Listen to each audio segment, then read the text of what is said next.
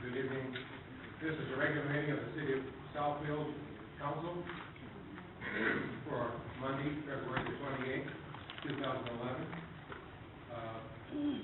Before we even do the roll call, will everyone who's here, if you have your cell phone on, either please turn it off or turn it to vibrate, if you would please, so it wouldn't disturb the meeting. Madam Clerk, will you please call the roll? Mr. Lamb? Yeah. Ms. Seymour? Here. Mr. Ciber? Here. Ms. Taylor? Here. Mr. Kowalski is excused. Mr. Frazier? Here. And Ms. Garrison is excused. You have 5 minutes to serve. Thank you. Would you all stand for the pledge of allegiance? The flag of the United States of America and to the republic for which it stands, one nation, under God, indivisible, with liberty and justice for all.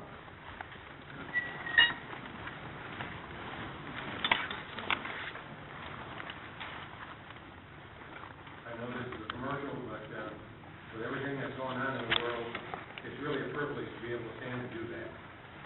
And I hope you all agree.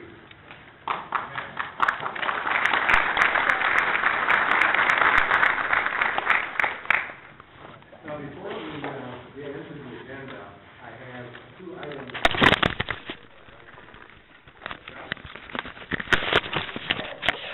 If you will turn to the first public hearing, which is DP 1219, DP 1222. I have been asked by Mr. Bogowski if we could delay action on this until the 28th of March when he comes back. And he has some questions that he would like to have cleared up before we take action on this. And I said that I would bring it to the council tonight. So I do need a motion to postpone activity on this until March 28th.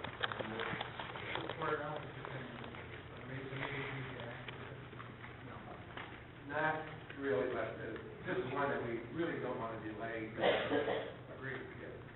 Okay. It's been moved by Mr. Lamb that we postpone action on the plan unit development until March 28, 2011. Are we prepared to vote? All those in favor, signify by saying aye. Aye. Opposed? It is carried. I'm doing this because I understand there are people here that wanted to speak on that, and rather than wait through the whole agenda until we got to that point, if that was the only reason that you were here to speak on this, I didn't think it would be appropriate to have you wait through that and then tell you that, or take a vote on it and find out that it's going to be postponed. So, trying to make it a little easier for those people that came home.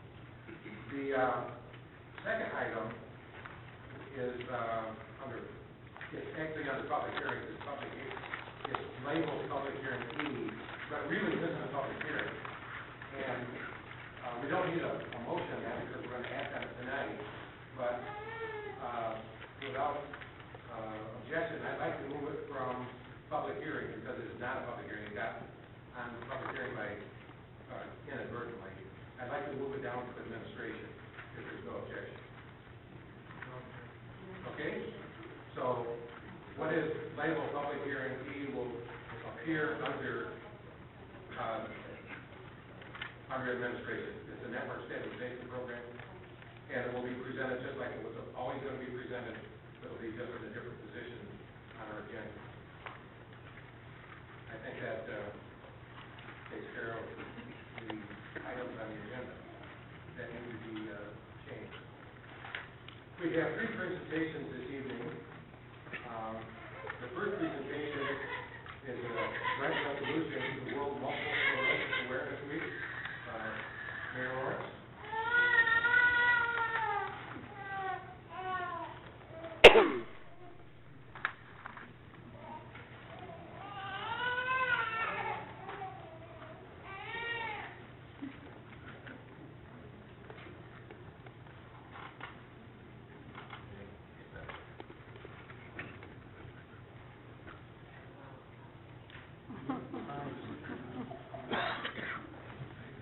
Good evening. It was my understanding you were going to join me at the podium, Mr. President? I would be most pleased.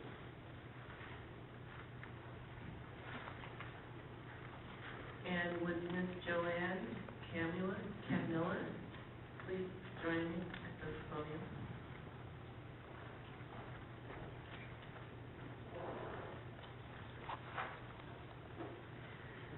Good evening, Council and listening audience. March 14th through the 20th is World Multiple Sclerosis Awareness Week. Many do not know that MS is the most common disabling neurological disease of adults in this country, affecting more than 400,000 people nationwide, including more than 18,000 right here in Michigan alone. Every hour, an adult, typically between the ages of 20 and 50, learns that he or she has MS and that there is no known cure, prevention, nor known cause of multiple sclerosis. Research advances have now brought us closer to even finding a cause and a means of preventing the disease, arresting its progress, but much remains to be done before we can say that we have won this fight. The National MS Society, which began on March the 11th in 1946, was convened as a meeting of 20 research scientists. March celebrates 65 years of client services in the areas of health, knowledge, counseling, advocacy, equipment assistance, education, referrals, and self-help groups. Ladies and gentlemen, we do these resolutions to create awareness. I know that my family personally experienced this disease, and I have witnessed it throughout the life and to the end of life of what its effects are on families. And I must say that the support and help that's needed to anyone who has this disease is very, very much needed, and awareness is needed as well. So I'm very passionately standing here today in support of multiple sclerosis awareness and encouraging everyone to become involved and to learn and to support efforts to find the cause and treatment for this disease. Joanne, would you like to answer more? I would just like to thank the Southfield community and the mayor for issuing this proclamation resolution for us. It's so important for the public to understand what MS is. Frequently people get us confused with muscular dystrophy. We are not. We are multiple sclerosis. It affects the neurological system, and it can be extremely debilitating. From one day to the next, a person that has MS has no idea what they're going to face when they get up in the morning. They might be able to walk, they might be able to see, they might not be able to. So it is a disease that needs to have people aware of it. And our office is right here in Southfield. It's right down Civic Center and right near the Lodge Freeway there. So we're very close to the Southfield area right in here. So we do appreciate your recognizing the importance of making people aware of this disease.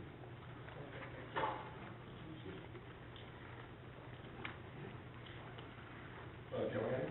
On behalf of the city of Southfield, the mayor, city council, staff, administration, we'd like to present this joint resolution to you and hope that you share this with your co-workers and those folks that you come into in contact with this week, that we take multiple sclerosis very seriously as one of those diseases that can attack anyone. We have a personal friend, a family friend, that developed multiple sclerosis as an adult, and she is very actively working, trying to raise money to help find cures.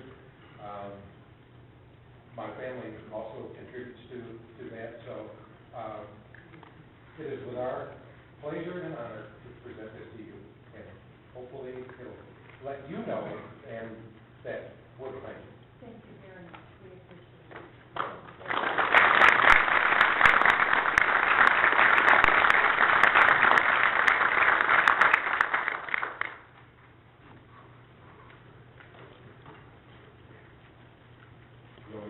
Yes, I will. The next presentation is the American Cancer Society Relay for Life kickoff.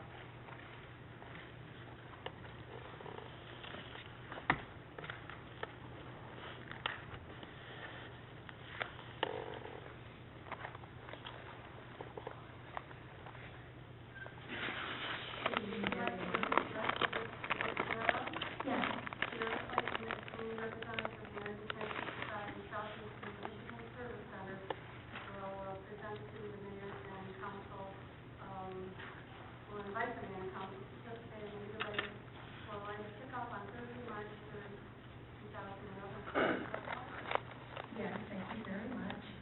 And I wanted to first bring greetings to Mayor Morris and also to your president and to the whole body here, and to thank you for having us this evening. My name is Chiara Clayton, and I am with your American Cancer Society. I am the community representative that covers the city of Southfield. And the reason for us being here tonight is we are getting ready to host an event in Southfield called Relay for Life. It's our annual signature event that we do across the country by community. And the event for Southfield is coming to Southfield High School May 21st to 22nd to the Southfield High School track. We're getting ready to officially kick the event off this coming Thursday, and we just wanted to come to invite this body and all Southfield residents and supporters out to the event. I do have two volunteers here with me this evening. The American Cancer Society believes in partnering with volunteers. So I say there's one of me, but I have many, many community volunteers that help to put our events on. So I wanted to introduce Dana Harvey, who is the event chair for the event, and also Dave Ewitt, who is our advocacy chair, who's a longtime Relay for Life supporter who is also here to support the event tonight. Pretty much, we just wanted to invite you guys out to come to the kickoff. For those that aren't aware, the Relay for Life, again, is a signature event given by the American Cancer Society. It's a 24-hour walk where people come and they camp out and they dedicate 24 hours to walking in honor of raising cancer awareness and funds. Because we always say, of course, cancer never sleeps, so for 24 hours, Relay for Life participants don't either. This is the 6th annual event that we're holding. And I'll be quite honest, we're looking for the city of Southfield to really help us and to support this event. It is a community event, but right now we don't have any participation from the city of Southfield. And I mean the city employees, your government, your police, your fire, anyone involved with the city of Southfield. So we just wanted to come to invite you out to the kickoff. And I would like to say, too, if there are any cancer survivors here, could I please have them stand? And that's okay. That's actually good.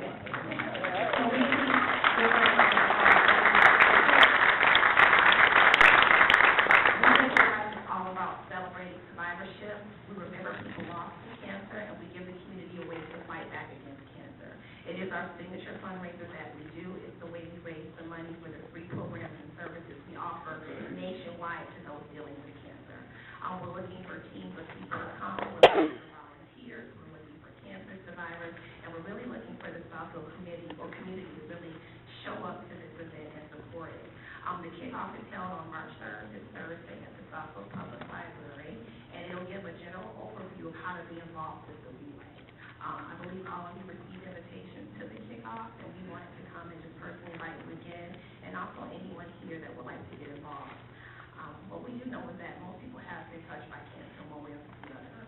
We know someone who's been diagnosed, we know someone who's battled, and what we do know as well is that 62 people in southeastern Michigan this year will hear the words "you have cancer." And that's true. 62 people this year in southeastern Michigan will hear those words. Relay for Life is how we fight back and how we raise money to fund research. We're actually the #2 funder of research, the most aggressive cancer research funding next to the government.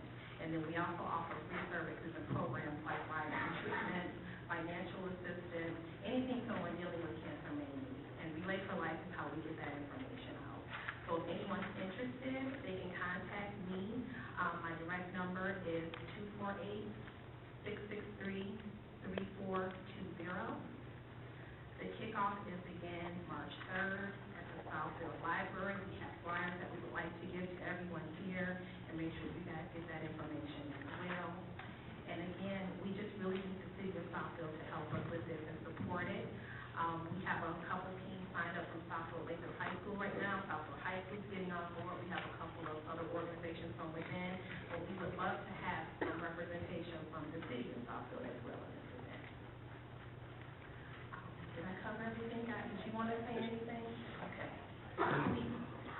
Even though it's a 24-hour event, you don't have to walk 24 hours. That's why you have a team. You take turns. And this is something that my family has done for about 15 years. And about almost a year and a half ago, I lost my father to cancer. And up to that time, we were kind of doing it because we felt it was the right thing to do. Now we understand that it is doubly important to do this. And the library has had a team. We've done pretty well. I think they got a little tired, though. So if there's any city people who want to be on my team, I'd be happy to have you. Thank you very much. And we do have gifts for you as well that we would like to leave a little piece with you as a token of our appreciation for coming tonight, for letting us come tonight. And just to say thank you. And Mayor Lawrence, I know you have an initiative where you try to really talk about healthy living and walking. So this kind of falls under that. So we'd all love to have you. Yes, thank you. That's all I have. And again, March 3rd, the kickoff, Southfield Library, 6:30 to 8. It is free. Come out and learn. And then the walk is May 21st to 22nd at Southfield High School.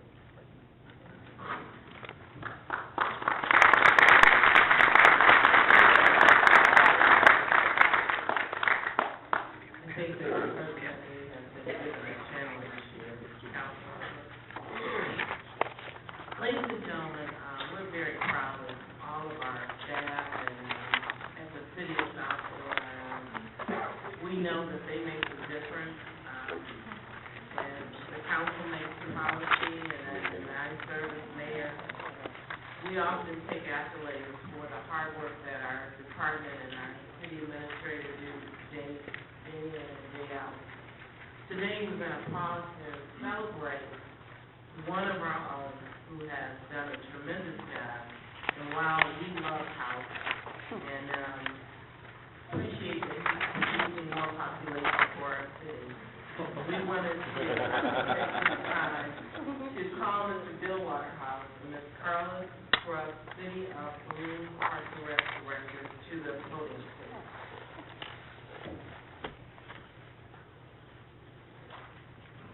I am actually Carol Anderson filling in for Carla tonight, and I am a member of the awards committee, Michigan Recreation and Parks Association, also the Parks and Recreation Director in Troy, or at least I was as of last Friday when I retired. But I got my start in Parks and Recreation here in the city of Southfield and grew up in the city. I spent a lot of time in that pool over, I think it's Newman Direction, and came into this room tonight and recognized several familiar faces from my time growing up in Southfield. So I thank you and your predecessors for the support that you have given to the residents of this community and the former residents of this community, and your mission to further parks and recreation issues and facilities and programs. So with that, first, if I could call out, I have two awards actually to re-present tonight. The first one is the Facility Design Award. The Facility Design Award is presented to a Michigan Recreation and Parks Association agency for outstanding work in the area of facility design. The Carpenter Lake Restoration Nature Preserve is an outstanding example of excellence in design. From its beginning as a conservation area in 1970 to its evolution as a place for improved water quality and wildlife habitat, as well as better storm management, the Nature Preserve in Carpenter Lake offers a tranquil jewel within the urban environment of the city of Southfield. The Carpenter Lake Restoration and Nature Preserve is the 2011 MRCA winner of the Facility Design Award. And accepting tonight, Mary Carla and Brandy Black.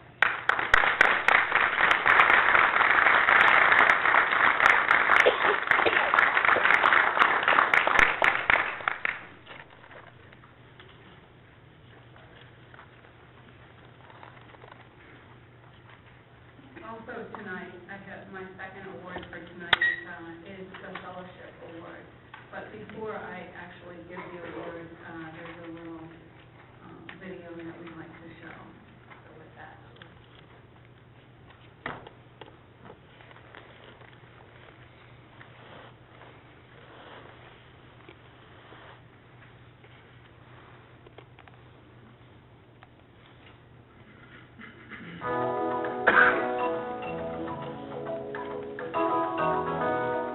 Actually two pieces of property that the city was able to acquire. The original piece of property with the lake and the nature area was out here just as a natural area. We were able to acquire that. Hey Bill, congratulations on your fellowship award. It's been a big year for you already. Over the past 24 years that we've worked together, I've always really appreciated your optimistic view on everything. And you know, when things were doom and gloom and around here, it was always good to come and talk to you and get a positive spin on things. The Master Tournament will be part of the Southfield Sports Festival. That's held on the weekend of June 28th and 29th. And it will be at the Southfield Civic Center, along with some of our athletic fields. Basically, it's our first annual sports festival. We hope to make this an annual event. Bill, I've been working with you for 16 years, and honestly, it has been a wonderful experience. And I very much respect your devotion and dedication and earnestness in your belief in what Parks and Recreation and our mission offers to this community. This event first originated when I had the opportunity to talk to some people from the cross boxing program. I had the opportunity to attend a couple of the amateur fights, knew a couple of the kids that were involved in the fighting, and looked at the venues that they had, and just kind of came up with the question, Hi, Bill. I just wanted to congratulate you on your fellowship award, and thank you for all that you've done for the field of recreation. And I also wanted to say what an honor it has been to have you as my supervisor and also as my friend. By all appearances, it was just another pleasant gazebo concert performance at Ciber Historical Park on a beautiful summer evening. The featured band, One Flight Up, sang contemporary rock tunes before a large audience. But there was something special about this performance. The drummer was Southfield's Parks and Recreation Director, Bill Waterhouse. He played drums since elementary school. Been a member of One Flight Up about 3 years and considers himself an enthusiastic. Brandy and I are here because we want to thank you for letting us work on all the great projects together and land acquisitions and the Carpenter Lake project. And you've always been there with the local match for us, so we really appreciate that. I think knowing that you receive recognition for all the hard work you do is something that we can all take great pride in. I'd like to think I had a small part in that with all the silly projects that we run through, and some not so silly. And always knowing that I can count on you to be level-headed when I'm pulling my hair out. With that, enjoy all the recognitions that you've received and those that are still to come for sure. You're a true visionary. I appreciate everything you do. I enjoy the way that you support the seniors and everything you do for the seniors here in Southfield. They're very lucky people. And I appreciate everything you do for the department. Congratulations, Bill. It's been a pleasure working with you for the past 30 years.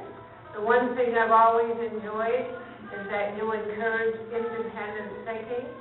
As a result, you've allowed me to make a very successful program out of the dance program, and I thank you for it.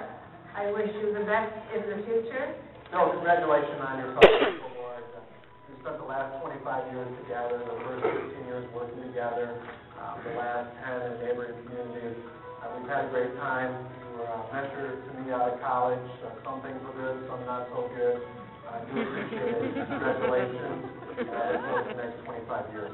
The gold medal, of course, is very, very deserving and rewarding all of your leadership. The city of Southfield, the many patrons, as well as the PNR board. Thank you for your hard work and dedication.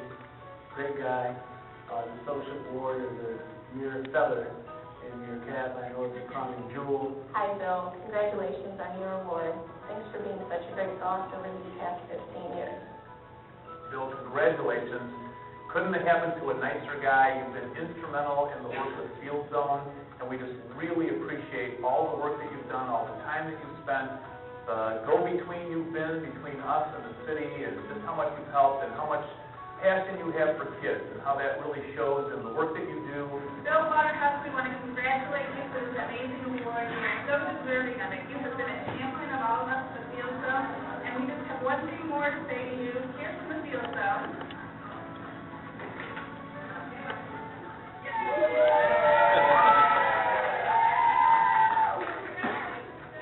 We're so proud of you here at Southfield Parks and Recreation for this wonderful honor.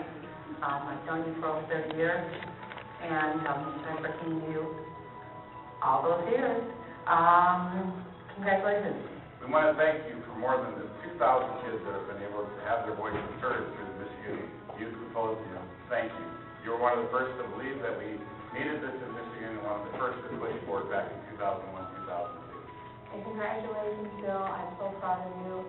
You deserve any award, and this is a great award to receive. Thank you for everything.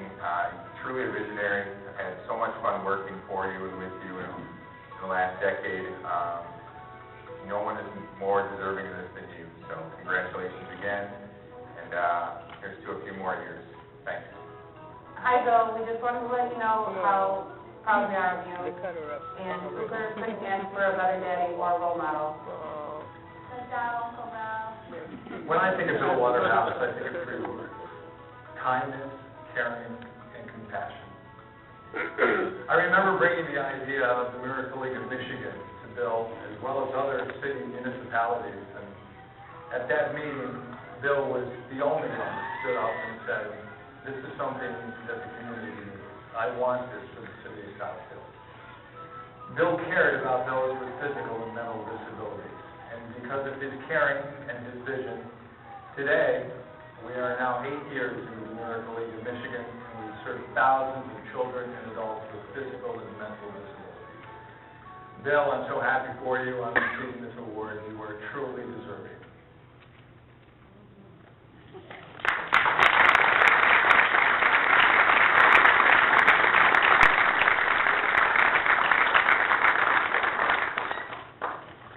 Fellowship Award of the Michigan Recreation and Parks Association is the highest honor bestowed on a member of our association.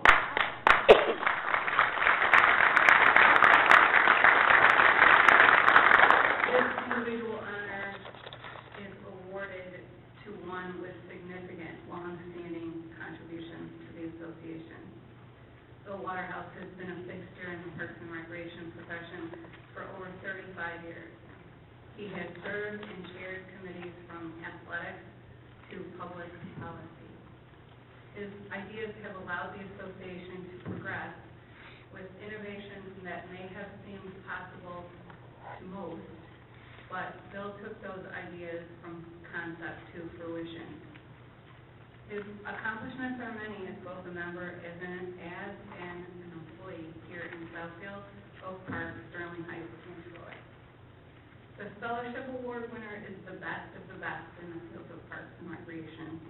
It is my honor and privilege to be here tonight to represent this award to Bill, who has consistently demonstrated support support and guidance to the association and fellow members. Mr. Bill Waterhouse embodies all the awards it's meant to be, and I offer my heartfelt congratulations.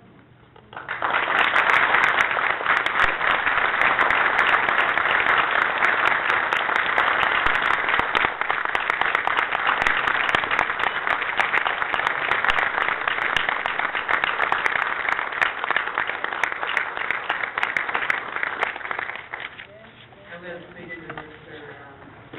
Council President Bill Waterhouse. Part of the quality of life that we enjoy in the city is interwoven with our parks and rec, our parks, our programs for our youth. And I can tell you, ups and downs, you're one of the consistent fabric of our community. I thank you so much. You know, you and we have I think you're a fantastic person, and I think we're lucky to have you in that Parks and Rec director, and thank you, and you deserve that. Thank you so much. I would like to add my congratulations along with the mayor. One thing that I have noticed in the years that I've known you, and it hasn't been 35 years, the amount of time that I've known you, I have come to you, requests, suggestions, ideas, year after year for the Martin Luther King program. And the thing that impresses me the most, no matter what I brought to you, you never said you can't do it. You always found a way to get it done. And that's amazing because you stand head and shoulders above most other people by bringing projects to fruition. So again, my congratulations to you. You deserve it.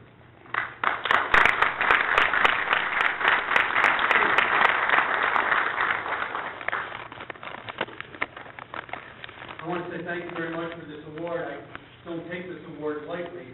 For, as they said, over 35 years, I've sat at the Michigan Recreation and Parks Association conferences and watched year after year people get the fellowship award, including the person who actually hired me to be a programmer here in the city of Southfield, Mr. Ralph Richard, who went on to be the Oakland County Parks and Recreation Director. So I don't take this lightly. It's a tremendous honor, and I feel very fortunate to be able to get this.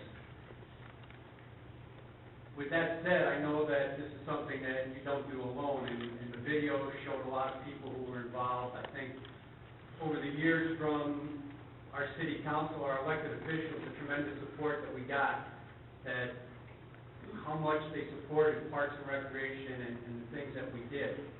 From our administration and our legal department, Jack and Jim, both been here more than 35 years in some capacity since I've been here, but and our department heads and the workings that we've had with all the different departments, along with the tremendous staff that I've been fortunate enough to work with here in Parks and Recreation. But I think the biggest part of it is the community itself, and the organizations, the residents of this community, the businesses of this community are the people that allowed us to do what we've been able to do. The Field Zone, the Miracle League, Carpenter Lake, some of the things that we saw up there, the opportunities that we had when we did the ice show, and the partnerships that we've had throughout the community with the Little Caesars Corporation, with the ice arena now, and people that have been so very, very valuable to us. There are people here, and I can't recognize everybody, but I know that Scott Griffin is here, Lauren King from the Field Zone. Again, tremendous partners, and a person that's with them, Sarabi Pandit, who Sarabi was 15 years, 10, 15 years, when Todd from Farmington Hills was talking about the very first youth forum that we had. Sarabi was involved in that, and was one of our high school students that helped, propel these ideas and help us make these come to fruition. So it's been a tremendous experience. I think, when you look at an award like this, there's a lot of things that go into it, and all the people in the community have. Obviously, there's a lot of time at home or away from home. My wife Ann very patient with meetings and various programs that we have. And now we have Cooper, who is not very patient. He couldn't wait. We had him set up for the agenda, but Mr. Frazier started changing it right from the beginning. He didn't want it. But it went very well. So again, Carol, to the MRTA and to all the elected officials and to the staff, the city of Southfield, the residents of this community, I just want to thank you so very much. You're all part of this award, and I'm so very honored to be able to accept this tonight on behalf of the city of Southfield. Thank you very much.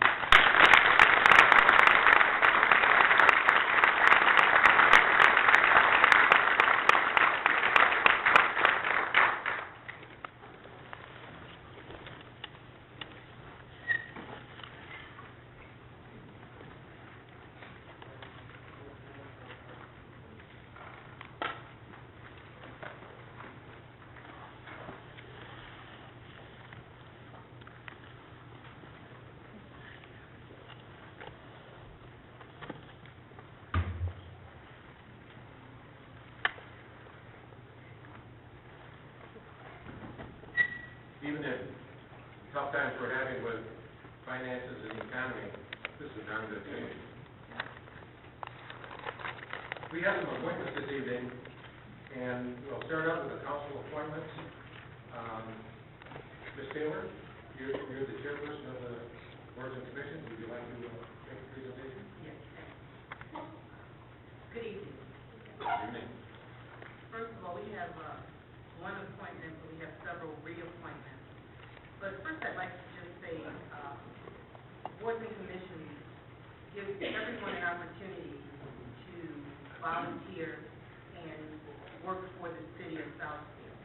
Show what you can do and work in ways to help and improve the ways the city of Southfield is. This is a volunteer position on the boards and commissions. We have several. You can visit the City of Southfield website to see what boards and commissions are available and get a brief description for each. There's also a form that you can fill out. And if you do not have access to a computer, you can contact our city clerk's office. That being said, I'd like to go ahead with the agenda tonight. We have one appointment. I'd like to read that first and then go into the reappointment. And it is recommended, along with me on the boards and commissions, Councilman Ken Ciber and Donald Fricati. It is our recommendation that of the boards and commissions committee, that the city council consider approval of the following: the appointment of Mr. Herman Guthner to the Commission of Senior Adults. Mr. Gunther is recently retired and has more time to contribute to his community. He is very interested in the cultural aspects and the senior citizens that live in the city and wants to be an advocate for both. He has been very dedicated, serving his homeowners association for 20 years and would be just as dedicated serving the seniors in this community. If approved by this honorable body, his tenure of service would be effective through February 28, 2014. Should I read? Go ahead. Okay. Going right into the reappointments, we start with Ms. Jeannie Jackson, Administrative Civil Service Commission.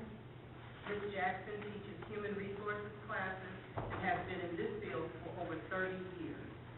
This experience includes knowledge of employment law and serving as a federal compliance officer. Ms. Jackson had been filling an unexpired term and now will be serving a full 6-year term. If approved by this honorable body, her tenure of service would last through January 24th, 2017. Reappointment of Richard Geyer, Fire and Police Retirement System Board. Mr. Geyer's background in business, finance, and insurance, along with his many years of serving on several boards and commissions, has brought a wealth of knowledge to this commission. If approved by this honorable body, his tenure of service will last through February 27, 2013. Reappointment of Ms. Gloria Kennedy, Historic Designation Advisory Board. Ms. Kennedy has been a resident for 55 years and is an original member of the Southfield Historical Society founded in 1965. Her vast work with the Historical Society, past involvement with the Beautification Council, and her grant writing and grant management experience are true assets to this board. If approved by this honorable body, her tenure will last through July 30th, 2015. The reappointment of Darla Van Hoey, Historical Designation Advisory Board. Ms. Van Hoey is the president of the Southfield Historical Society and helped found the Great Lakes Lighthouse Keepers Association. Along with teaching high school English, she has been teaching French and Russian. Along with her desire to serve her community, her skills and knowledge are true assets to this board. If approved by this honorable body, her tenure of service will be effective through May 29, 2013. For the Total Living Commission, we have reappointment of Cedric McSween Sr. Mr. McSween is a member in good standing and has served his community in a variety of ways, from basketball coach to committee member of the Southfield Home Association. He showed great commitment, striving to improve his community for all residents. If approved by this honorable body, his tenure of service will last through October 13th, 2013. The reappointment of Mr. Lewis Williams to the Total Living Commission. Mr. Williams has served in many areas of the community in youth groups, church groups, and home associations. He wishes to continue serving to maintain and increase the high quality of community life in the city. If approved by this honorable body, his tenure of service would last through October 13th, 2013. Reappointment of Mr. Warren Swagel. Mr. Swagel has lived in Southfield for 45 years. He was in retail and retail management for 40 years. He has been involved with the Southfield Home Association, Jewish Board Veterans, and keeps abreast of city activities and decisions. He continues his desire to serve his community, and if approved by this honorable body, his tenure will last through May 29, 2013 for the Total Living Commission. Reappointment of Mr. Felix Selden to the Veterans Commission. Mr. Selden is an original member of the Veterans Commission and served with honor in the U.S. Army.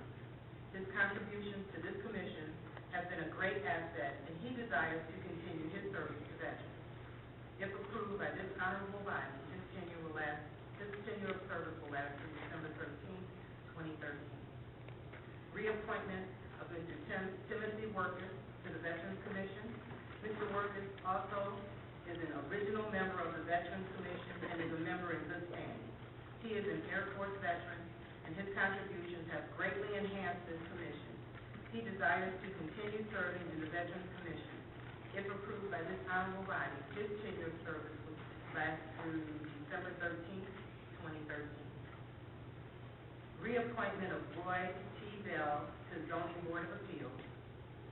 Mr. Bell has been very active serving his community, from former city council member to currently serving on the Planning Commission. Mr. Bell's reappointment continues to fulfill the requirement of having a member of either the Planning Commission or the Zoning Board of Appeals serve on both boards. He is a true asset to this commission and wishes to continue serving. If approved by this honorable body, his tenure of service will last through October 30th, 2012. It's been moved by Mr. Lance, supported by Mr. Ciber, that we approve the appointments as presented. Are you prepared to vote? All those in favor signify by saying aye. Aye. Opposed? It is carried. Because we have so many, I'm going to ask everyone that was named that's here this evening to come forward so you can be sworn in.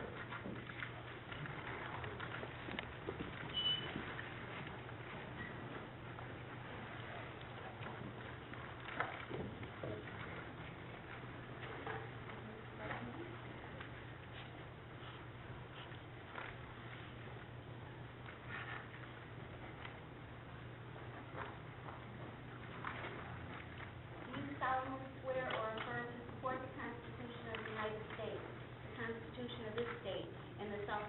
Charter, and that you will faithfully perform the duties to the Board of Commissioners to which you are being appointed or reappointment in and for the city of Southfield, County of Oakland, State of Michigan, to the best of your ability. Congratulations.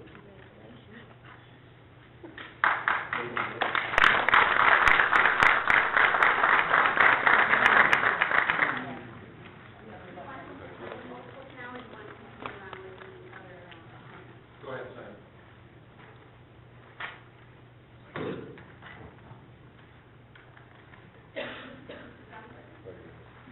And as you sign, after you finish signing, would you come and be greeted by the mayor and the administration council?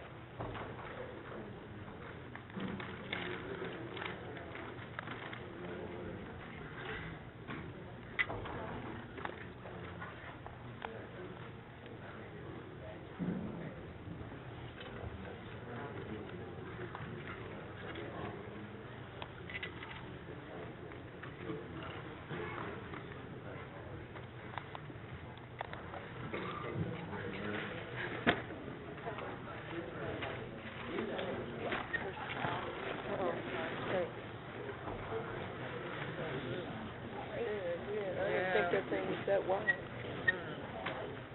Pretty good. Yeah. Goes up the demo. You can hang it on the wall. Yeah.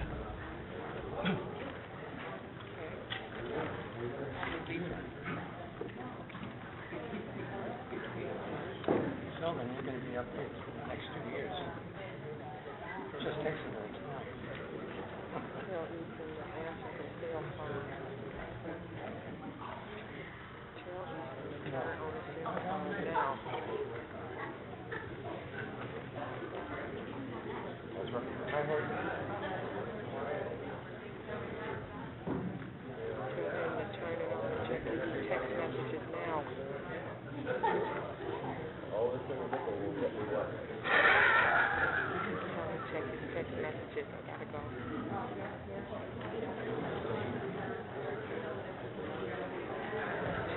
Check your text messages. I gotta go. Turn the phone on and check your text messages. I gotta go.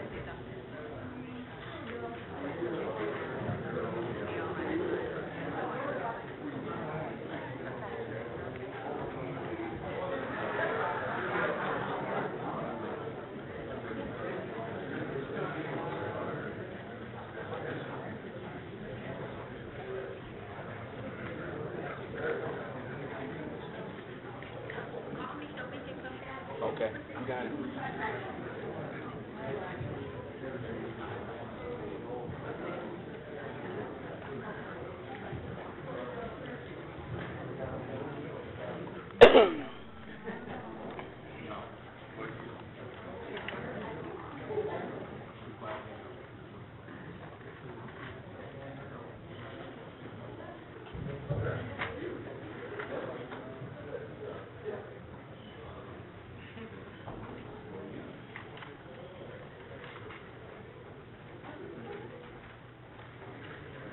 Ladies and gentlemen, and to Mr. President and the Council, by charter, there are commissions that are appointments of the City Council, and there are appointments that are made by the Mayor's Office, which is presented to the Council for approval.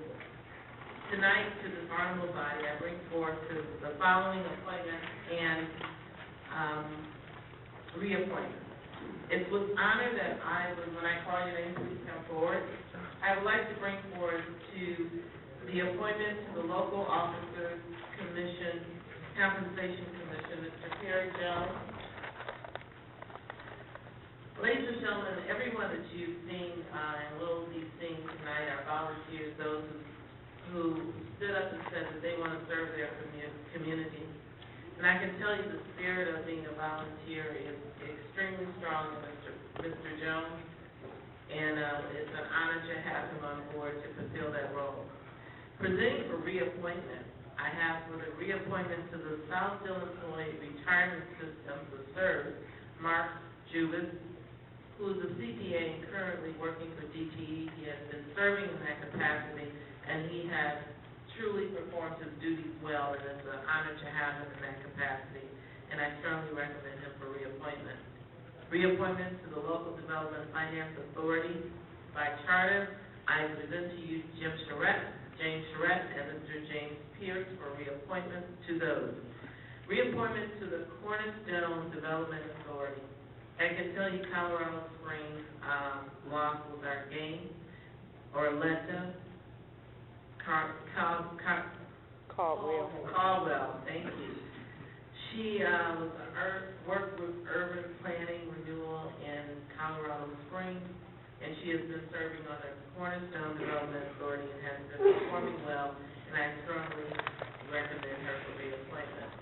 To the Historic District Commission, Barbara Macbeth, who has 23 years of working in municipal government and has been serving on that commission, and I recommend her for reappointment.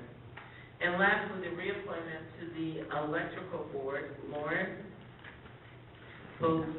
Pro-Governance, who to the Electric Board, and then he was initially appointed in 2007, and with this reappointment will serve to 2014.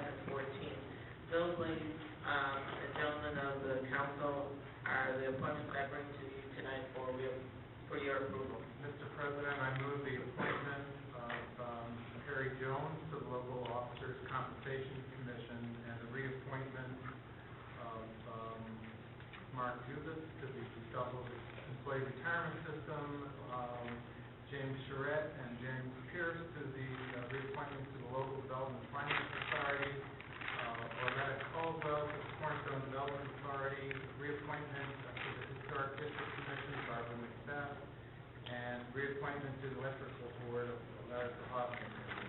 Good.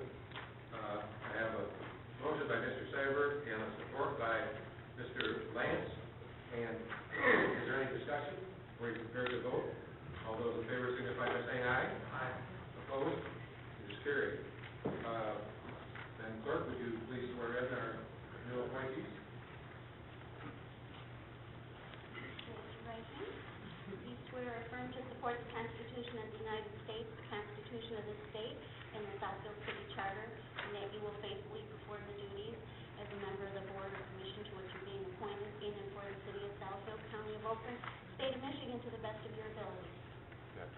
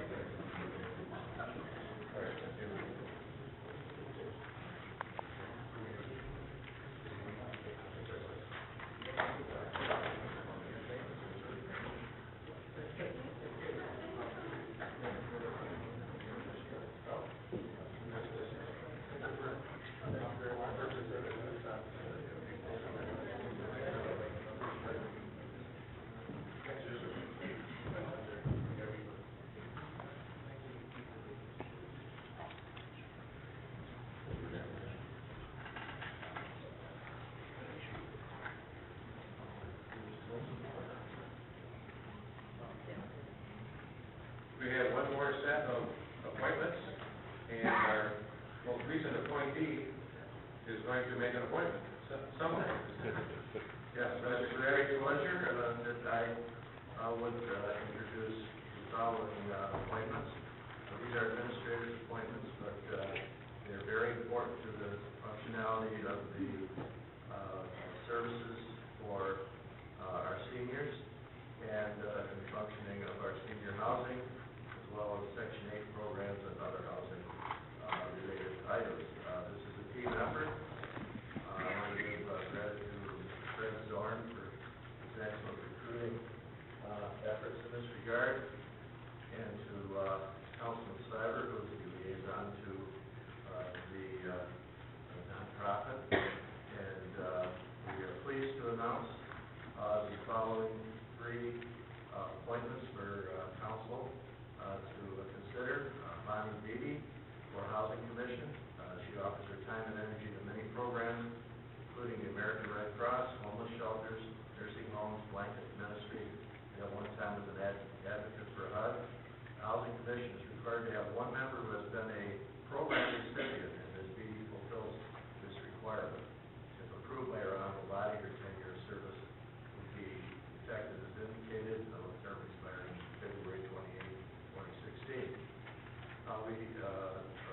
Tisdale, appointments to the Housing Commission.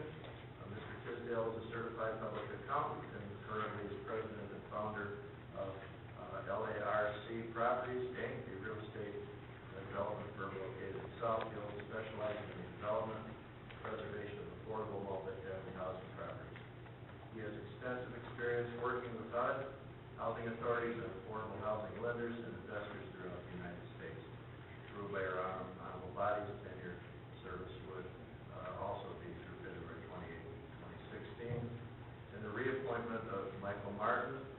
Mr. Martin is Chief Financial Officer of Alternate HMO of Michigan and has served on the Housing Commission since January of 1997. He's a member of good standing, desires to continue serving his community, and his experience has been great for this commission. Approved by your honorable body, tenure of service would be also through November 1st, 2015. It's a great pleasure that we present these highly qualified volunteers for service. President, I move the appointment to the Housing Commission of Bonnie Beatty and Lawrence Tisdale, and the reappointment to the Housing Commission of Michael Martin. Support. It's been moved by Mr. Ciber, supported by Ms. Taylor, to approve the appointments as presented. Are we prepared to vote? All those in favor signify by saying aye. Aye. Opposed? It is carried. Madam Clerk? Sure. I'm addressing a statement to the new candidates for the county commission. I served 2 terms there and had a rough time. But the answer with the other members there is no, no, no. I hope your answer will be yes, yes, yes. Senior citizen. So good luck to you. I'll be watching you. We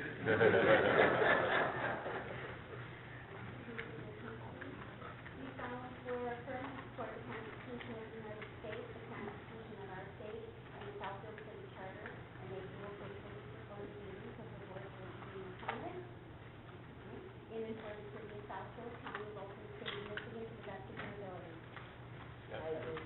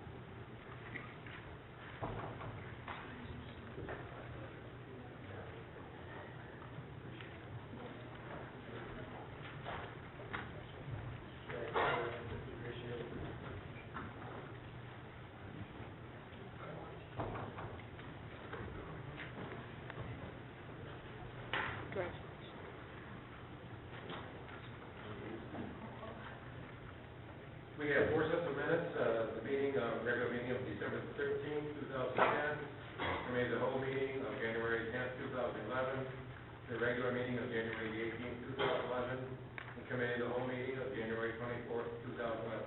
Mr. Clerk, pleasure. Okay. It's been moved by Mr. Lance and supported by,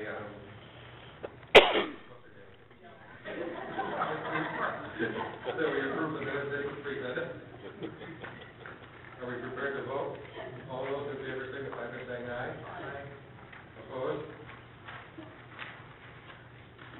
Can you get all of them back together? Yeah.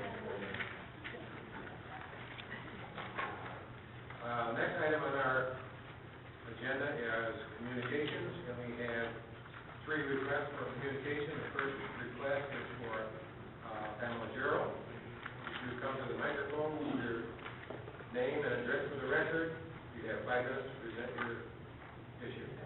And before I start, can I ask you for a point of clarification on procedures? Sure. Residents only get 5 minutes to speak. That's right. Whenever we're interrupted, respectfully, do you want us to acquiesce or submit to the interruption, and we'll still get the same amount of time? Well, I try to control the time so that I fair to everyone. So it's, you know, it's kind of a guesstimate, but I try not to short anybody. In fact, as many times as you've been here, there are many, many times that I've allowed you to go beyond the 5 minutes. So, And I so appreciate it. So You have been very fair. I just try to be fair. And then the other thing is, if we have a question, do you want us to speak the 5 minutes and then ask the questions? Do you want us to write them like I've had to do before? And they'll answer them in between and we'll still get our time? Well, no, if you're asking questions, is that part of your 5 minutes? Oh, it is? Yes. Oh, okay. So it'd be best to Yes. maybe submit them in writing. Yes. Okay, good evening, Pamela Gerald, P.O. Box 155, Southfield, Michigan, 48037-0155. To the residents that always stop me on the streets and tell me that they like what I have to say and they recognize me by my hat, I owe you an apology. You should not have had to witness a verbal volleying between myself and Ms. Lawrence at the February 2nd special meeting, so I want to apologize to the residents. We were talking about the millage that we are trying to get passed to avoid the city going into receivership, which is very embarrassing considering at one time we had a very, very large surplus. And what I basically said at the meeting was, I am for the fire department, I am for Parks and Recreation. As you can see, Mr. Waterhouse was acknowledged tonight, and rightfully so, and probably long overdue. And I am definitely for our awesome, state-of-the-art, $37 million library. And I want that to be clear, that I am for those 3 entities, and it feels like I'm caught or torn between 2 lovers. I don't want to support the millage because we're still giving tax abatement, but I want to support those 3 entities. I made a statement saying that we capture taxes, and a couple of residents said, what do you mean by taxes? Let me give you an example with Lear. Let's just say Lear acquired a whole bunch of property to build their new state-of-the-art headquarters. And they come to the city and say it's going to cost $20 million to clean it up. So what we in essence did, we reimbursed them for the amount to clean up that site for them to build their new state-of-the-art headquarters. That's what's meant by capturing taxes. So it would go like this. If the cleanup is $20 million, the first $1 million they pay, and the city of Southfield will get their portion, the county will get their portion, and the schools will get their portion. What we pay is the balance. That's what they mean by capturing the taxes. Now, it was stated at the last meeting, something like, it's a shame that a resident would get up and say something and not have to substantiate it, or a resident would come up with information and have their own facts and it be their own opinion. I have a document here, and my telephone number is area code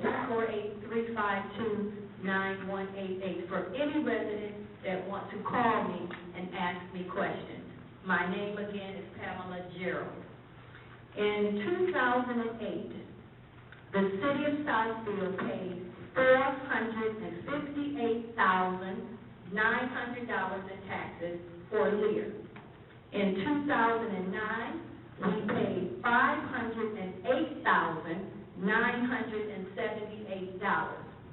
2010, we paid $493,800. This is what we pay in taxes for this probably billion-dollar company. So far, for 2011, we paid $260,003.67. Now, for all of the esteemed city and elected officials that spoke up and said that I was wrong, I challenge you tonight or at a future meeting, but I would like for you to do it tonight. Explain to us, the residents, the deal that Lear presented to you, that you accepted and you voted for when you didn't understand all of the ramifications. If we've got that kind of money to pay Lear's taxes, we don't need a millage. And then to hear it stated that you still may have to lay off people, if you do, will you rescind the millage and not impose the taxes on the people? So I'm going to challenge either one of you.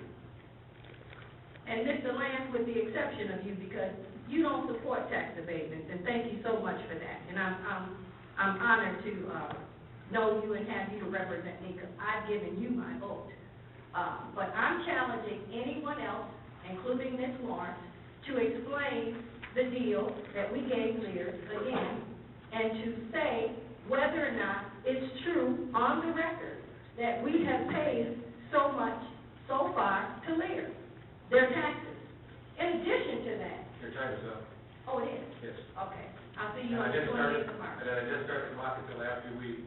Oh, thank you. Thank you. And I'll see you guys back again in March, and maybe you'll have some answers for me then. Mr. Lyons? I'm going to add to your figures. In 2004 is when the council passed the tax abatement to Lear. That's right. Capturing the taxes. That's right. And the first payment was $650,000. That's right. Supposedly for 20 years. That's right. So from 2004, 2005, 6, 7, up to 8, it was close to $600,000. That's right. And I've been talking about that for years. That's right. So just for the record, it's more than that. Yes. That'll be for 20 years. Yes. And it was reported that when they got this tax abatement, or this brownfield credit, that they built a chalet somewhere near a golf course with our tax dollars. Lear has gotten... Your time is up. Oh, can I just... No, your time is up. Mr. Lance? Your time is up. All right. For that time. I'll take no. Okay. Fine. You go ahead, but your time is up. Lear gave the city of Detroit $5 million. That's right. Your time is up. Oh, Thank you. okay, thanks so much. I said it. And then they built the chalet with our tax money, $350,000 on a golf course. That's right. I always objected to the taxes given to Lear, a billion-dollar company. That's right. We may not have needed a millage, but we didn't have to give all that money away. We paid real tax, we gave them a real profit. That's right. No demonstrations, please. I just want to say for the listening public that there are opinions and there are facts. Anyone is welcome to their opinion. There's only one set of facts. Prove it. And Prove it. Prove it. the next request. May I say it? What Yeah, I sure. said is not an opinion. That's right. We don't. Here's the document. The fact is, we don't write a check to anyone for tax abatement. Here's the document. They didn't pay us taxes. That's what tax abatements are. That's what tax abatements are. And it's a legitimate business expense. And but the impression is that we pay taxes Stay out of to. receivership. I'm asking you to be quiet, or I'll ask you to leave. Okay, Thank you. thank you. The next item of business is a request from Matt Terrio.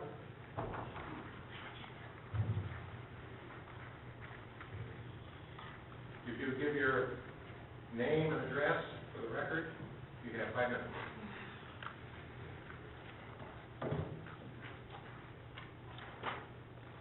Matt Terrio, P.O. Box 336, Southfield, Michigan, 48037.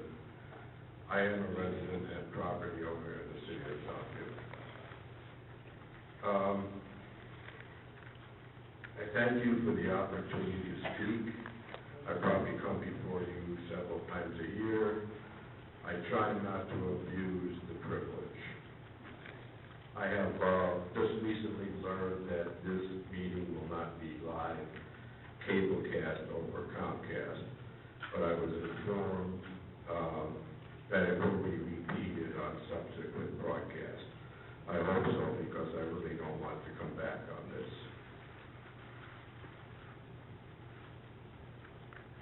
The public safety village, that is, as it is called, asked for 4.9 mills. Not 5, 4.9. I asked council to stiffen its backbone and plain and simply ask for 5 mills, and not only that, add an additional mill and ask for 6 mills. We need some slack to play with. Now, I do have some questions. There does seem to be some confusion in the press. The Free Press had an article saying there would be a $2 million grant to the fire department so they could hire 11 employees. I have been informed that that was erroneous in the Free Press, and that perhaps only 2 employees will be rehired. I hope that's not $1 million apiece. Now, if I were in a dollar store or Kmart or something, I could understand a 4.9 marketing gimmick. You are above that. Please. A 12-year-old can see through that. Now, I thought I would probably be the last person to ever stand here to back and approve a tax increase. I have never done so before. But my question is, what is a public safety village have to do with the library and Parks and Rec? It really should have been split. People are confused. Let it be a true public safety village. You can get 6 mills, believe me. Myself, have we ever thought of user fees? I get a little weary of going to our wonderful library, only to find out that 50% or more of the people there are visitors from Detroit or Oak Park at no cost to them. Why not have user fees for the non-residents? Even myself as a resident, I wouldn't mind paying a couple of bucks to sit down at a computer or when I walk through the door. What is the fear of asking people to pay for what they use? Please don't tell me this consortium business prevents us from doing it. Get out of the consortium. We don't need it. They need us. They are using us. It is a one-way street. I have no problem with paying the $200 to $250, whatever the estimate is, that it would cost for the fire and police. They are great. I love these guys. They probably deserve it. However, my support is conditional on these fire and policemen going to their union leaders and telling them the party's over. There is no more money. The days of automatic wage increases and pension benefits and medical benefits far in excess of the private sector, those days are over. There has to be a thrust upon them. Business as usual is out the door. And this, at best, is still a band-aid. You're going to be coming back. This is not going to solve the problem. Next year will be worse than this housing problem, the so-called subprime mess, is far from over. We even had a problem before the subprime mess hit. You couldn't sell your home in Southfield because of the high school taxes for years. That works against us. Now, I know this council has done a good job, a commendable job, in holding down tax increases for many years, and I really applaud you for that. But let's come out strong. Let's ask for what we want and what we need, and not beat around the bushes. And that concludes my remarks on this. Thank you. Let me clarify the $2 million if I can. There is a grant, it's a $2,200,000 grant. It is for hiring 11 firefighters, but it's contingent on the millage passing. If the millage doesn't pass, we don't qualify for the grant. So that's just the way it works. We have another request for recognition, Ms. Charlene Mosley. If you would come to the microphone, give your name and address for the record. You have 5 minutes to present your issue. Good evening. Thank you.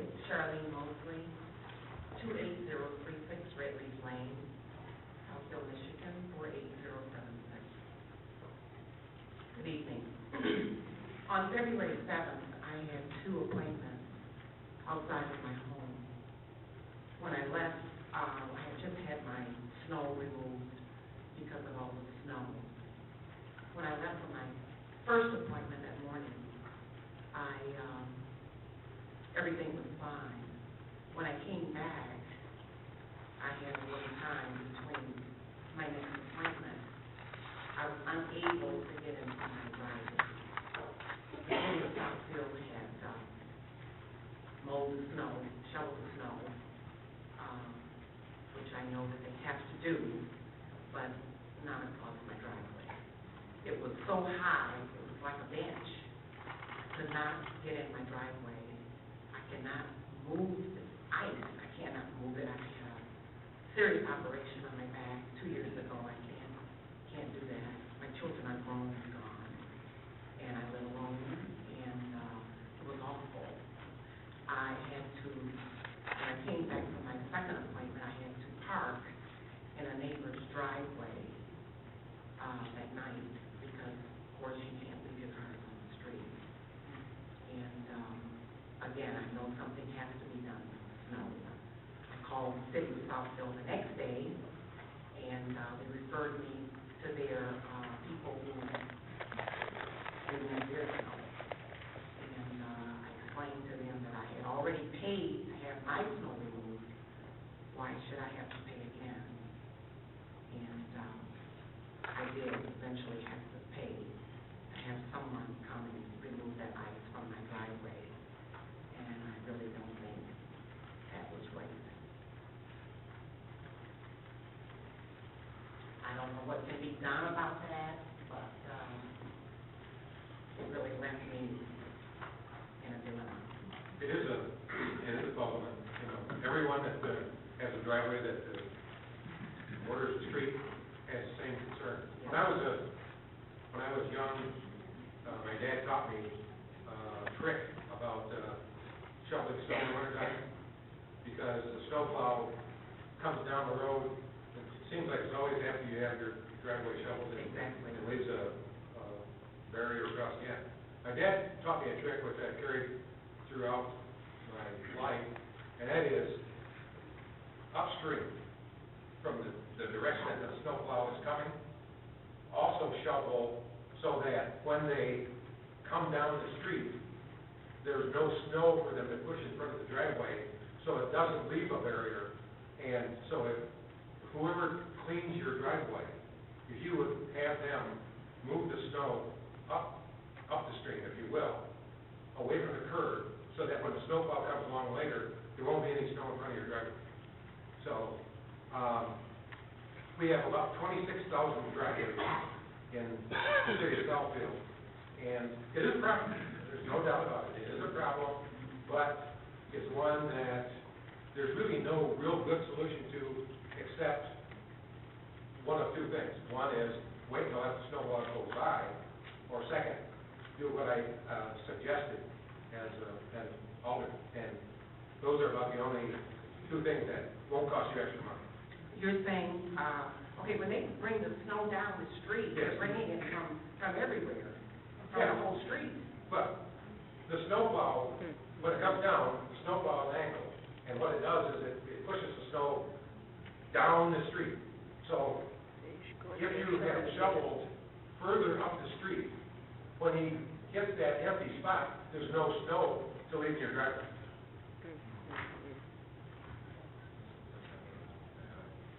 Go ahead. The simple way would have been done, you should have called the city, I did.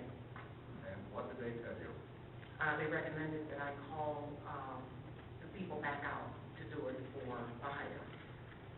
No, the city, years ago, we called the city, they would come out and shovel it. No one never came out. They That's took what my they- address, That's what they should have done now. never came out.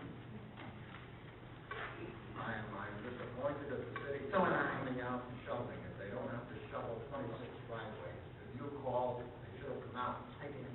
Somebody from. I called 3 times. Or somebody from the building should have come out. And all this baloney about the angle of the snow. You gave me the name of You the, had a problem, it cost you money, yes, and that's not right, no, it isn't. okay?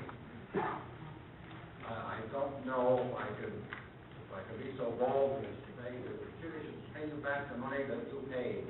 Well, they offered that. They did all Yes, that. they did. They offered that, then they called me back and said that I would get a free, shovel, Okay, so.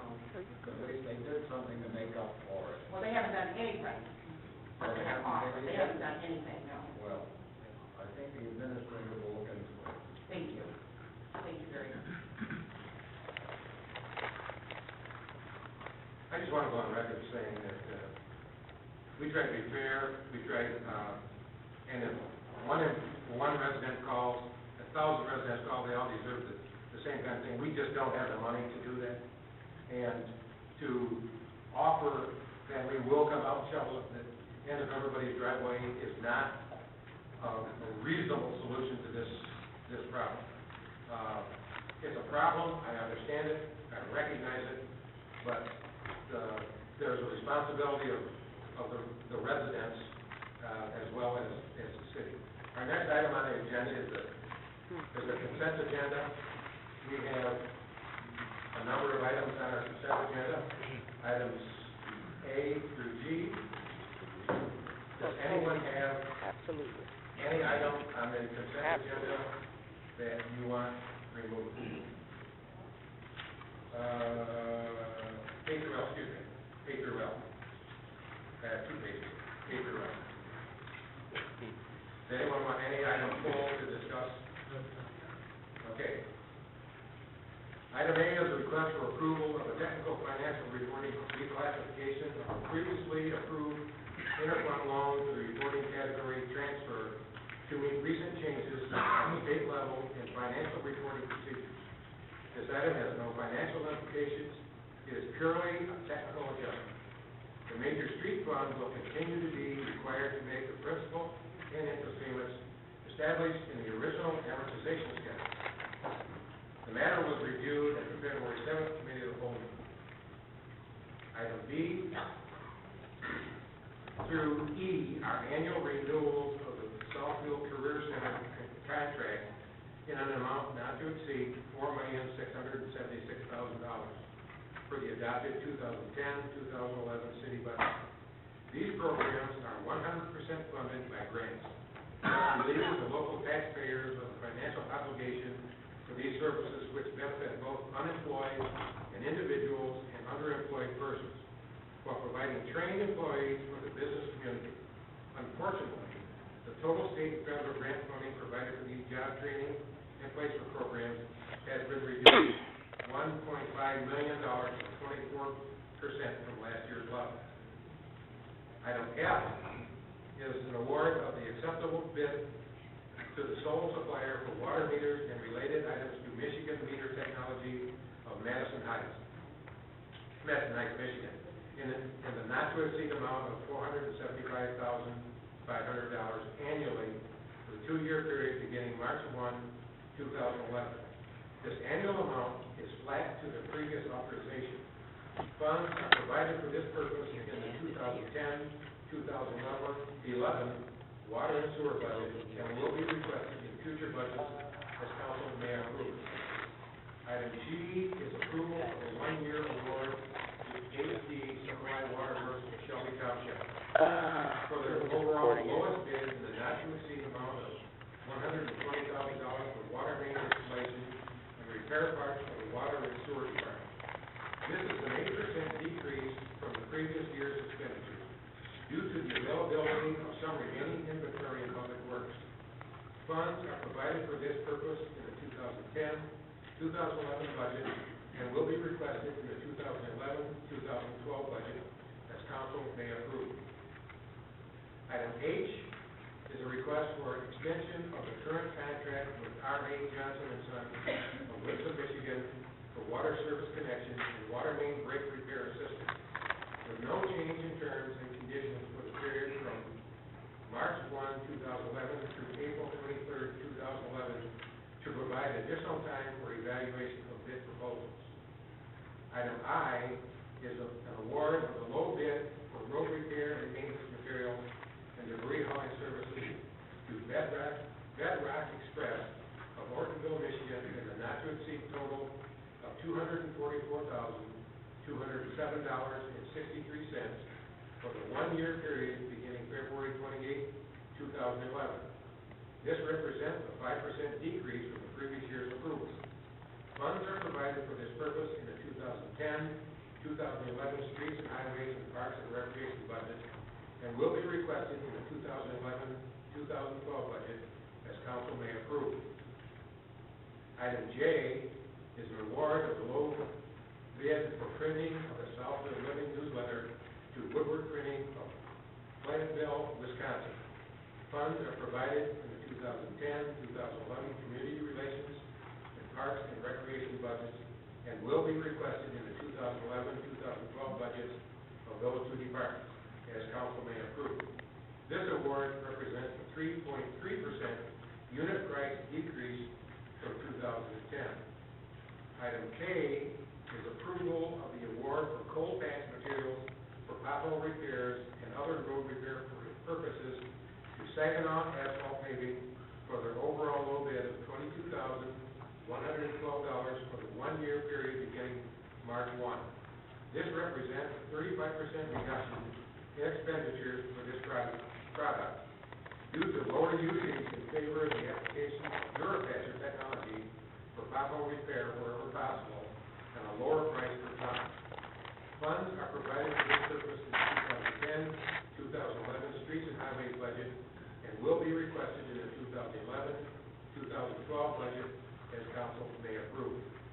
Item L is an award of bid and authorization for the mayor and city clerk to sign a lease agreement with Leader Business of Oak Park, Michigan for 4 specialized library copiers for public use.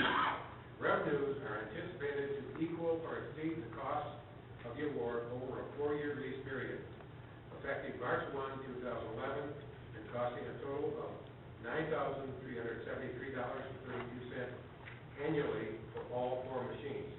The award is subject to review and approval of the lease agreement as to form by the city attorney's office. Funds are provided for this purpose in the 2010-2011 library budget and will be requested in future budgets as council may approve. That concludes the consent agenda items. I need a motion to approve.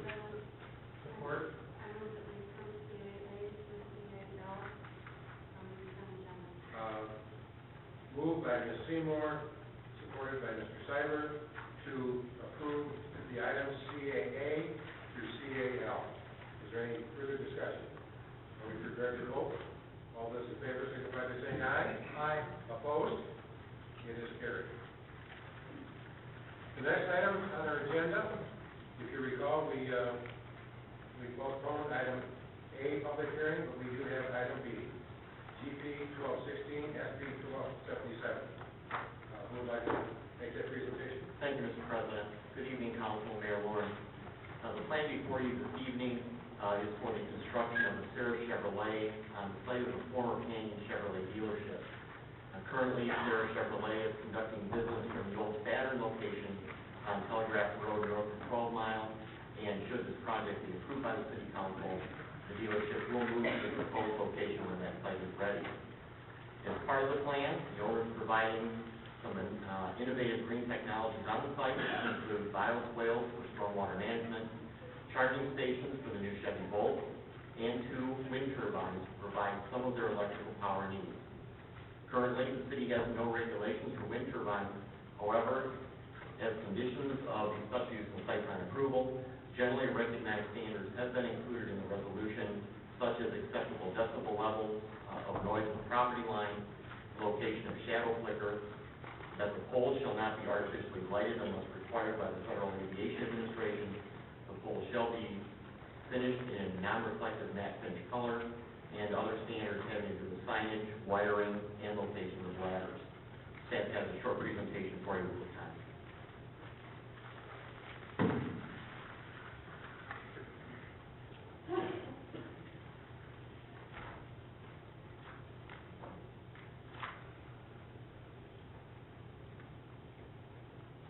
SP 1277 is a special use and site plan review request of Wilcox Professional Services LLC on behalf of property owner Sarah Works of Telegraph LLC for the construction of a single-story auto dealership with 2 wind turbines.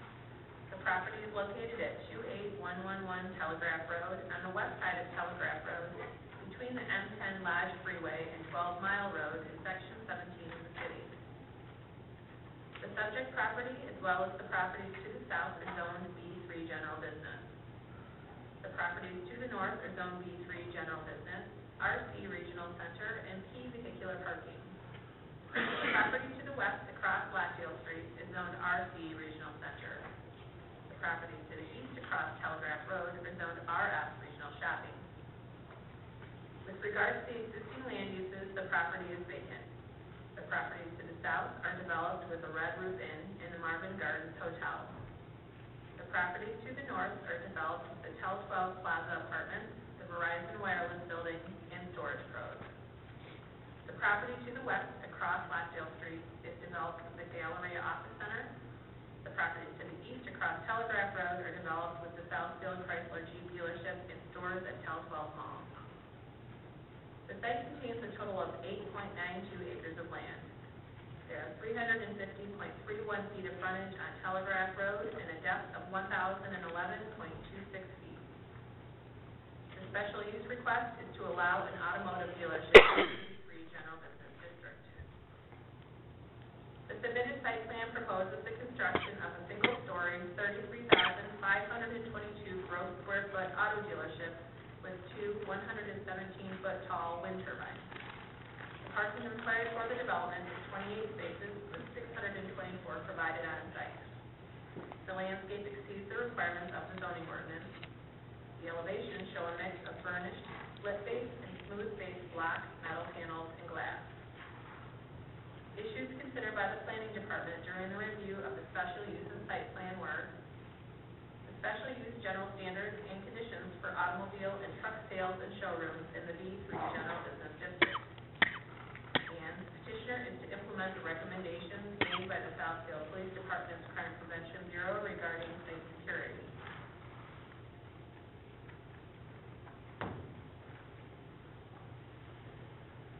Mr. President, the Planning Department recommends GP 1216, SP 1277 be approved by the City Council, subject to the conditions noted in the planner's recommended resolution.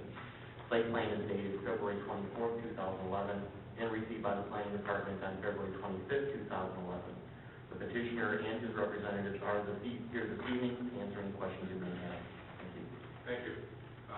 Does the petitioner have anything to add to this presentation? If you give your name and address for the record. Thank you, Mr. President, members of the City Council. Pat Parker of San Figueroa Parker, 5206 Gateway Center, Flint, Michigan. I'm here on behalf of the petitioner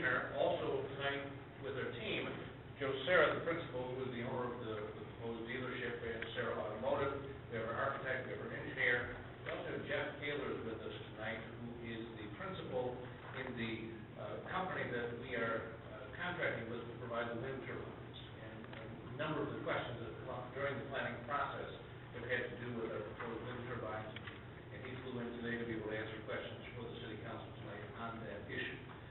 We have had the opportunity to visit your city on a number of occasions so far during this process. We've done a number of work sessions with the planning commission. We've been through the planning commission, who did, as we understand it, recommend unanimously the approval of the site plan and special land use, which you find here tonight. We do have a couple of minor items that we had asked for a different result than the planner's recommendation. I think we'll go through those when Mr. Ayler talks about those. We discussed those at the planning commission level, and the planning commission, as I understand, agreed with our request. That has to do with the positioning of the light on the top of the wind turbines, and has to do with potentially the finish of the wind turbines. So Mr. Ayler with us tonight has a larger sample, which we didn't have before, of what the actual wind turbine materials and paint finish would be. At this point, I'd like to introduce Mr. Joe Serra and talk to you a little bit about the project, and then we'll be able to have our design team ready for answering questions. Thank you very much. Mr. Serra, if you would give your address, business address is fine. Joe Serra, 3118 East Hill Road, Grand Blanc, Michigan. But also noted, I do have a business here in Southfield, and have since 1994. It was the Saturn of Southfield facility, now Serra Chevrolet. So I've had the pleasure of being a business owner in your community now for many years, and it's been an honor. Appreciate Pat's opening comments. What I'd like to do today is just take 2 seconds to talk about the site and what we plan on doing, and then just recognize the team that we have with us so that we can open up for questions for your council. We currently are operating down just north of our site in the old Saturn of Southfield facility. Our proposal is to take the almost 9-acre site that was the dealership prior. We have purchased that land and building. We removed the facility that was there, and then the other thing we've done is clean the site. Unfortunately, the site had tremendous contamination in it, and we spent the time, energy, and the financial resources to get the site clean so it's ready. And what we're proposing is to build a new Chevrolet facility, General Motors Chevrolet brand, under what they call their image program. So the look that you saw there is pretty much the image that Chevrolet wants for their facilities throughout the United States.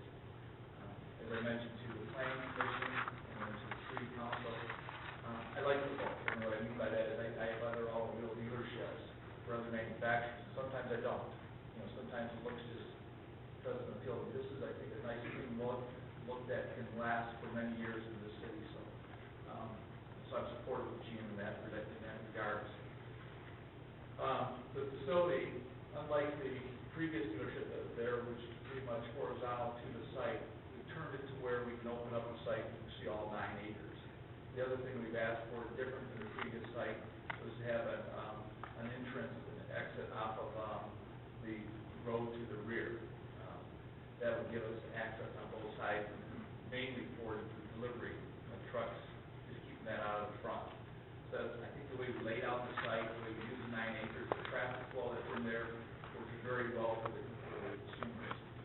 We've also taken, just like we just learned over the years, is we tried to bring the service entrance to the front of the facility so that you're not entering through the rear to the side. So everything is customer friendly. When you pull up to the facility, as you see from the site plan, it's very clear where you park for sales, where you go for service. I think it's a very customer friendly flow that our architects have designed for us. The facility in total will be about 33,500 on one floor. We've got little mezzanine parts. I think in total it's about 36,000 square feet. And as mentioned, we tried to incorporate some future technologies, some energy saving, green features throughout the entire site. Many elements, some that weren't even noticed. We're trying to reuse some of the items that are on the site, whether it be the asphalt that's there, instead of just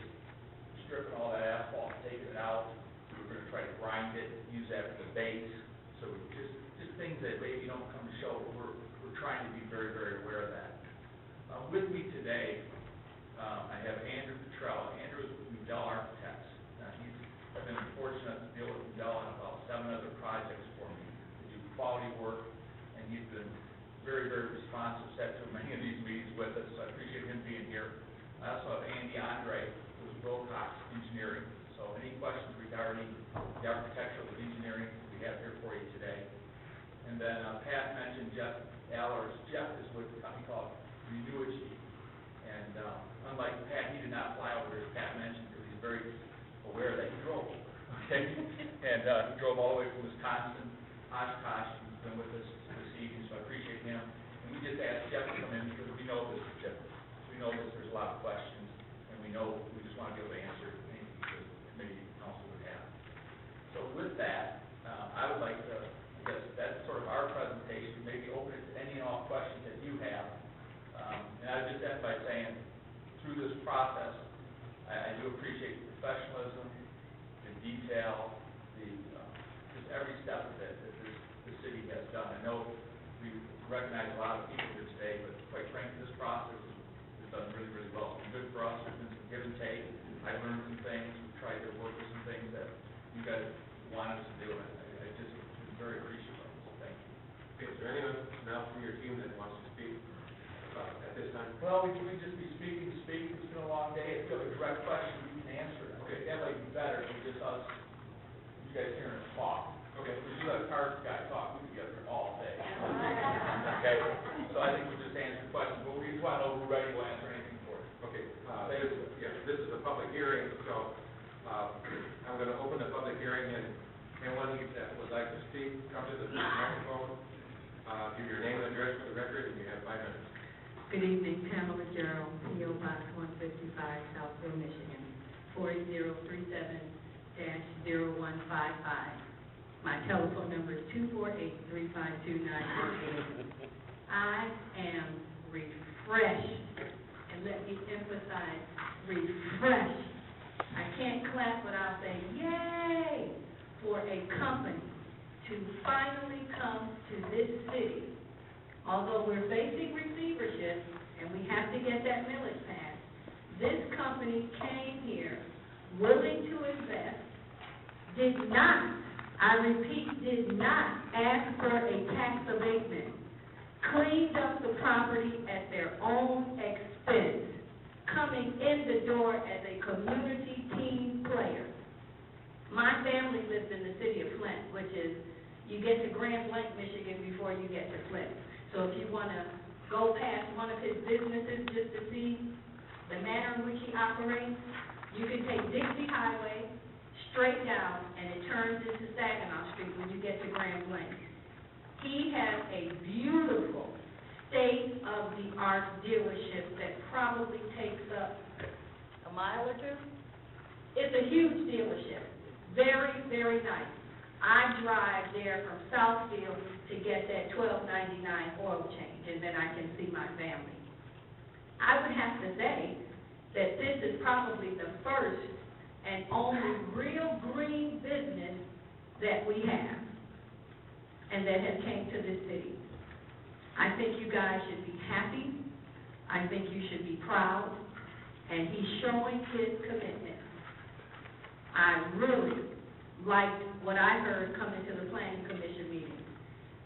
From what I heard, he covered all the bases and did some extra things. But more importantly, he complied with everything that the Planning Commissioners requested of him. I think this business should be a role model for the kinds of businesses that we want.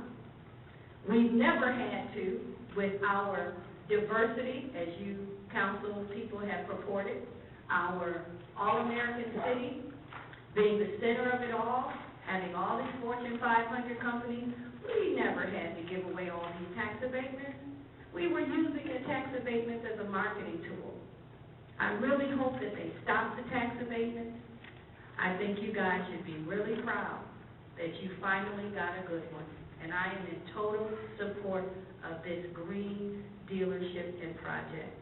Thank you, Mr. Sarah, for coming to the city of Southfield in spite of, and doing a wonderful project that I look forward to. And now I don't have to go all the way up to Grand Blanc just to see the big dealership. Thank you so much. Thank you. Yes. Does, anyone else would like to speak? Come to the microphone, use your name and address for the record. My name is John Laurie. I'm representing Martin Garmo at the Martin's Gardens. I believe the address is 27,650 Martin Street. We've gone through the planning meetings, and Mr. Garmo really appreciates this project coming in next door. He really does. This is a great improvement to the area, and he totally agrees with everything that's done. There's been some discussion about wind turbines and noise, and the only issue that Mr. Garmo has is that the wall that divides, or the cyclone fence that's going to divide the properties may not be sufficient to keep the sound intact, so that it doesn't interfere with the guests at the hotel, as it has in the past. Currently, there's a cyclone fence there, pretty rough as it sits right now. It's been through a lot of snow plowing and that sort of thing. But it definitely does not have any impact on the sound abatement between the properties. Now, it's not that Mr. Garmo objects to the cyclone fence with the slat work in it, as if that's what it's going to be. He understands the ordinance is accurate in that regard. The planning commission has explained this to myself and to him, and he totally understands. Mr. Garmo is in the process of improving the property, changing the concept and the name, and putting some serious money into the property.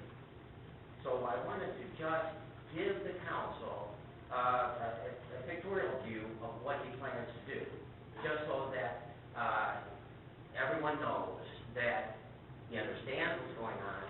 He's going to take these steps upon himself. He plans to build his own wall between the properties. So if I can, I'll be done with this, and If you have copies, just sure. give it to the clerk. Thank you. And again, I think the planning commission has done an outstanding job. Mr. Spence he's been on the money every step of the way. And Mr. Garmo understands, and he's most anxious to see the property come to life. Thank you. Okay. Thank you. Is there anyone else that would like to speak in this, at this time? If not, I will close the public hearing, and I will entertain a motion to start with. So move the approval of site plan, GP 1216. It's been moved in by Mr. Ciber, supported by Ms. Taylor. Ms. Seymour, do you want to comment? I do. I'm chair of the site plan committee, and we had a site plan committee meeting last week, and looked at this proposal. And we like very much the layout. We think it's a very attractive plan. The reorientation of the building and addressing the issues that Mr. Sarah mentioned, I think made a lot of sense. The plan is logical, looks good, makes sense. You know that at that meeting I discussed some concerns I had about the wind turbines. And, you know, for some reason at the time, I don't know why, but I was thinking there was only one, when in fact there was two. This will be the very first wind turbine in the city, the very first one. We are, I believe, looking at and in the process of developing a wind turbine ordinance. And I'm concerned that we're going to, this is going to be an attractive, what shall I say, it will attract attention. It will definitely attract, we have two wind turbines in this very visible site that can be seen from all sides. It's going to attract a lot of attention. I suspect that other businesses are going to say, well, why couldn't we do that? lot of reasons they might want it. And when I was reading Mr. Allard's publicity, I think in here there was a statement, I know I've read it in other research I've done on wind turbines, they can be used for marketing purposes, although primarily they are for developing wind energy. And usually they are used in very large open spaces where they can have a series of them, of course, to provide a lot of energy for the grid. And I appreciate all the things that you've done to make this a green development, very innovative things with the solar panels and so forth. Excuse me. I'm concerned that this is so new to us. Not that wind turbines are new, but it's so new in this kind of an environment, in this very heavily developed environment. I would like to, from my perspective, I would suggest that we approve the site plan, but I would like to hold off on the wind turbines until we can get this ordinance passed, and I would encourage us to get this moving pretty quickly, so that we have a standard that you will probably need it. I'm not doubting that you will need it. I'm also aware that there are some traffic statistics that we probably should, I'm not aware of yet, but I know there are some. Wind turbines they can attract attention. We want to make sure that we do it right from the very beginning, and my only request would be, and I really think it's a very attractive development, and I would say that. My personal preference would be that we approve the site plan and that we just hold up on the wind turbines until we can finalize our ordinance, and then we will have some, so that everybody will be on the same page, and when we come to it later, we'll not be able to say, well, you let them do it, you're not letting us do it. I'd like to suggest that to my colleagues, as an alternate,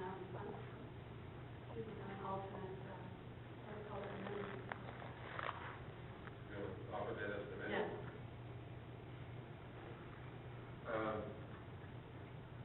We have an offer of an amendment that asks, and clarify me if I'm wrong, to approve the site plan except for the wind turbines at this time. Is that? That is correct. Pending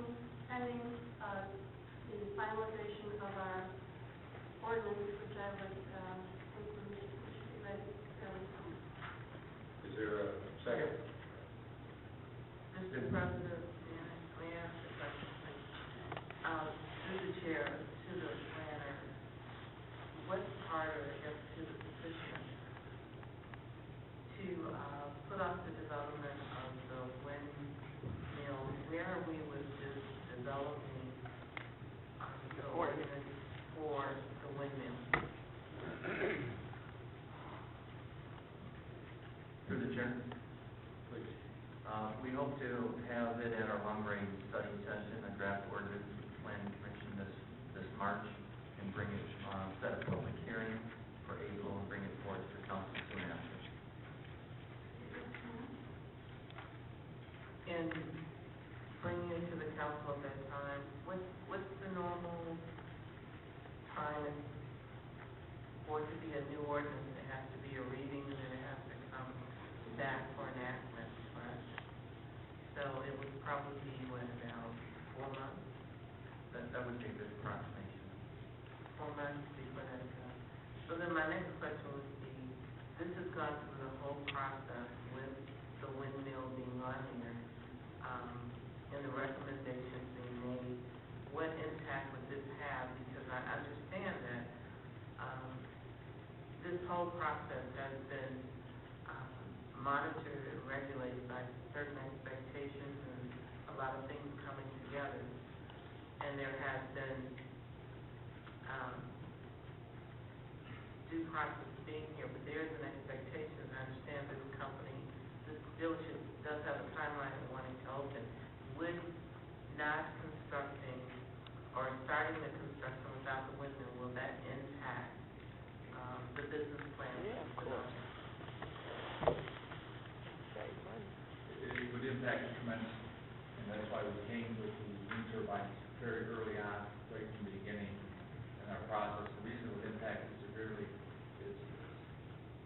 our desire and hope that we receive approval today for this project. We will begin construction. And we were on the site today with, which is one of the reasons Mr. Ellers was here. He was on the site today with the company that will be doing the construction, the electrical, the fiber to it. This happens underground. You do the underground infrastructure first. These all have to be in place before we start going above ground. So this is step one. You don't add, you can always add, you just pay for it. You don't add these things later without paying additional costs, tearing up your infrastructure. So if it doesn't happen, I can tell you, it will not happen. I just won't put these up later, and which is a shame, because I believe we found a company and a turbine that fits into this type of environment. We spent considerable research and energy. It's not 150, which was originally proposed. We brought it down. It's not a marketing. It's truly to try to help the image of our industry, of this community, of my leadership. I truly understand what you're saying, and I appreciate it. And again, I respect it, because this is new to me too. As nervous as you are, I'm nervous. That's why I'm dealing with Jeff and his company, because I know them. I've known them for years, and they're reputable, and the quality and the look of it is right. I wouldn't do anything to hurt the city, and I wouldn't do anything to hurt the site. I mean that sincerely. I've got too much that's going to be invested, and I'm going to be here for a long, long time. So, but would it impact? Would impact the severity. Thank you. Go ahead. Mr. Chair, I know you don't want to do anything with this. That's not, I'm not even suggesting that that's. So I didn't mean it that way. That is not, absolutely not the case. But this is something, this is new territory for us, in a very highly developed, and you know, I love what you're doing, I love the layout, I mean, it's a very impressive plan that you have.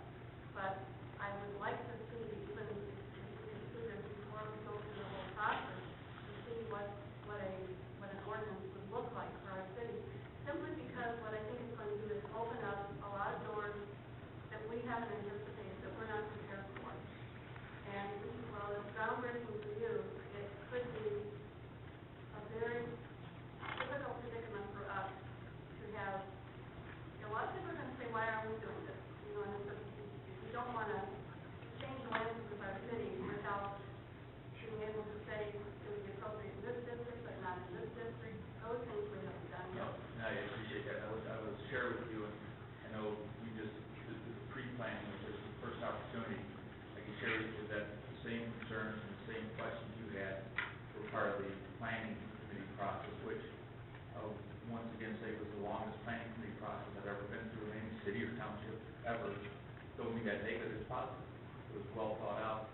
And through that, I know they worked with the gentleman here to sort of help draft up some thought process behind it. That's what so we tried to work together on this thing.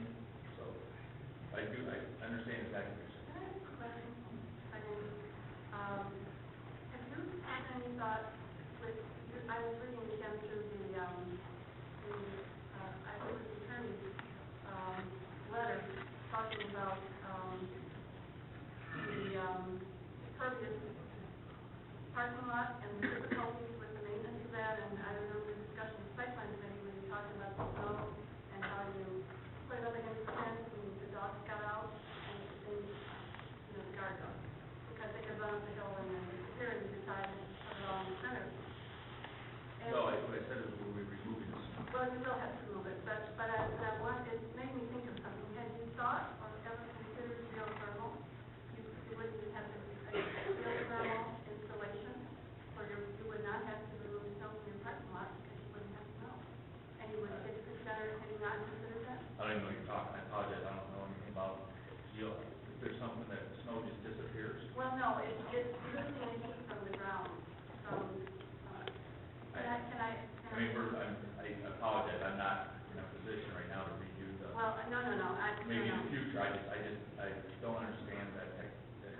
We have an expert, most expert of all our staff, Mr. Zorn, sitting right over there, next to Shelley. You know, we're not here tonight to replan this whole project. I know that. I was just suggesting that you give them a call, that's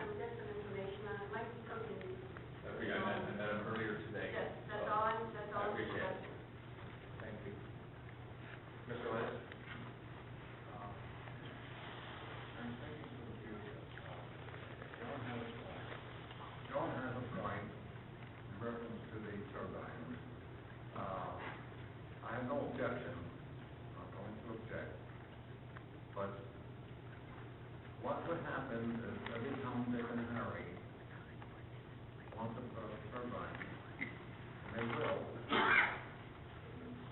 What are we going to do then?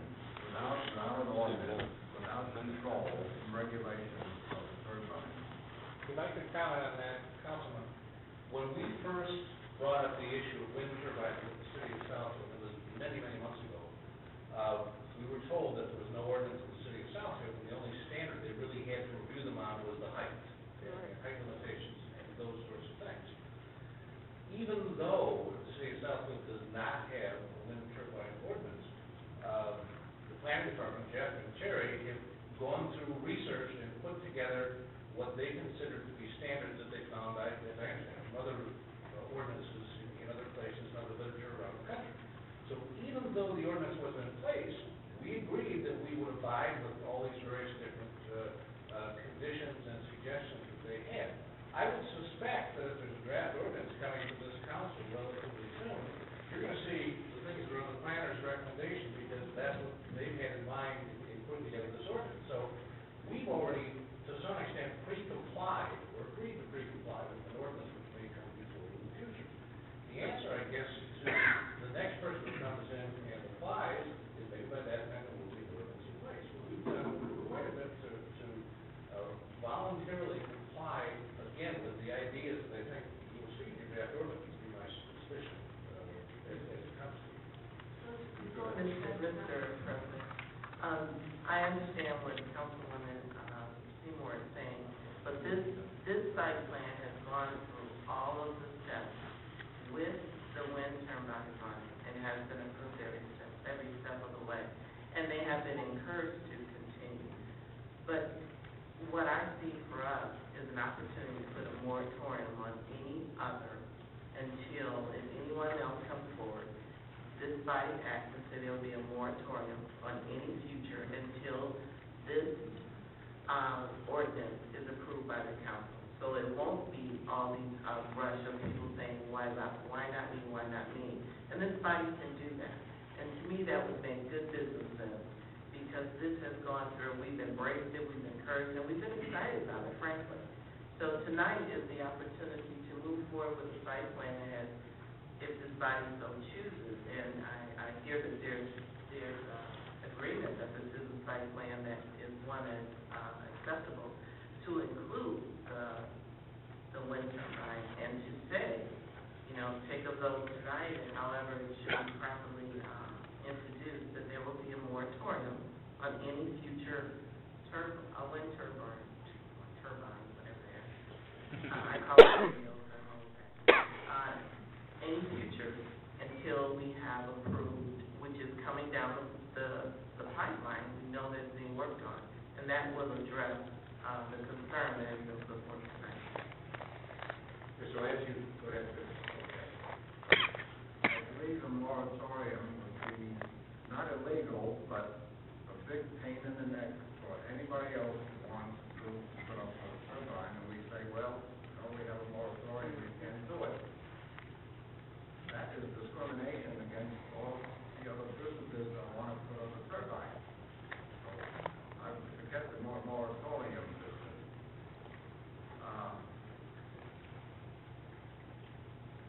Well, I know that, well, I'm not against your development. But the vision I have is that every company in Harry will come and one of every big company will employ will want to put turbines up. And we won't have an ordinance against it, not against it, but regulating it. Right now, we can't regulate your turbine. You say, well, you're going to obey the ordinance,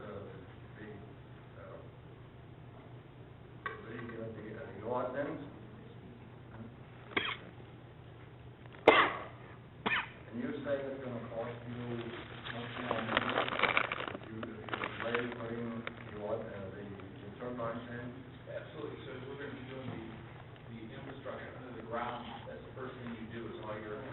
Where are you going to put the turbines on the property? Do you have the site plan there? It's on your site plan, both of them are listed on the site plan towards the back side of the property.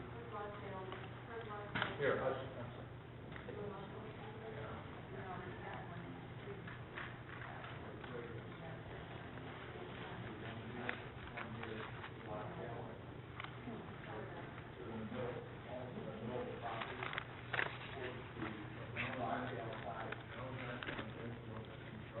This whole site, you redevelop this whole site, all the infrastructure underground, all your electrical, all your, you gotta put the foundations in for the, then you have to underground first, then you take over top.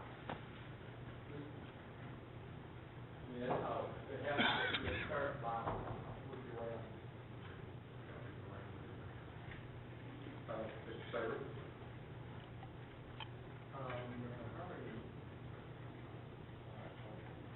Are you done? Oh, I'm sorry, I'm sorry. Finish, go ahead, I thought he answered your question. Go ahead. Take a couple of minutes to think about it. I won't be sorry later, okay? Fine, fine. Or we won't be sorry. Now, you couldn't, you have to do the construction of put the electrical stuff in now. Yeah. If it's not connected, wait a minute, will it be connected to the electricity in the whole complex? Yeah, Jeff can explain exactly Will how. be connected. Pardon me? Yes, Will be connected all together. that's how we, exactly, yes, sir. And we have a commitment to, first of all, the current building that I'm in, I've sold. I'm now leasing. So that lease expires. I have to have this building up and completed. I was hoping to have it completed by December 31st of this year. Unfortunately, we won't make that. This process just took longer to get through. I can't control your process. If we can start, if we get the approval today, we're starting. You know, we can order the steel, get this thing going, and then hopefully be open prior to my losing my lease in my current facility. That's our deadline. All right. Can we put a condition on council or Mr. Attorney about the turbine or anybody else comes in, and we refuse them, because we have a condition until they can get their construction, temporary condition, to allow us to vote everything tonight. President, if council wants to, if council wants to consider a moratorium on future wind turbine, land use requests, I don't think you should tie it to this request. That should be something the council considers because staff is in the process of developing a regulatory ordinance that you have to have a chance to review and consider for approval. What I would suggest is treat that as a separate issue, from a legal perspective. And if the majority of council wants to consider a moratorium on future turbines until an ordinance comes before you for review, that you refer that to the planning department and the legal department, and Mr. Crode and I have just discussed this issue. We'll sit down and we'll draft an appropriate moratorium resolution for you, for you to use the appropriate language, and we'll bring it back to you, for formal consideration, rather than just looking at the issue real quickly tonight, but it's important to plan legal consideration to get it right.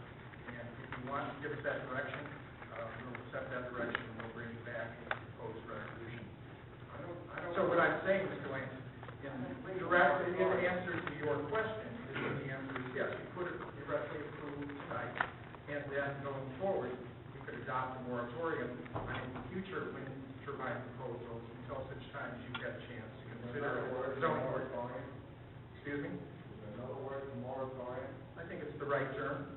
That's the term recognized legally. If you want to study an issue, and put a moratorium on a land use, certain type of land use request, pending study of ordinance, that's the right term, moratorium.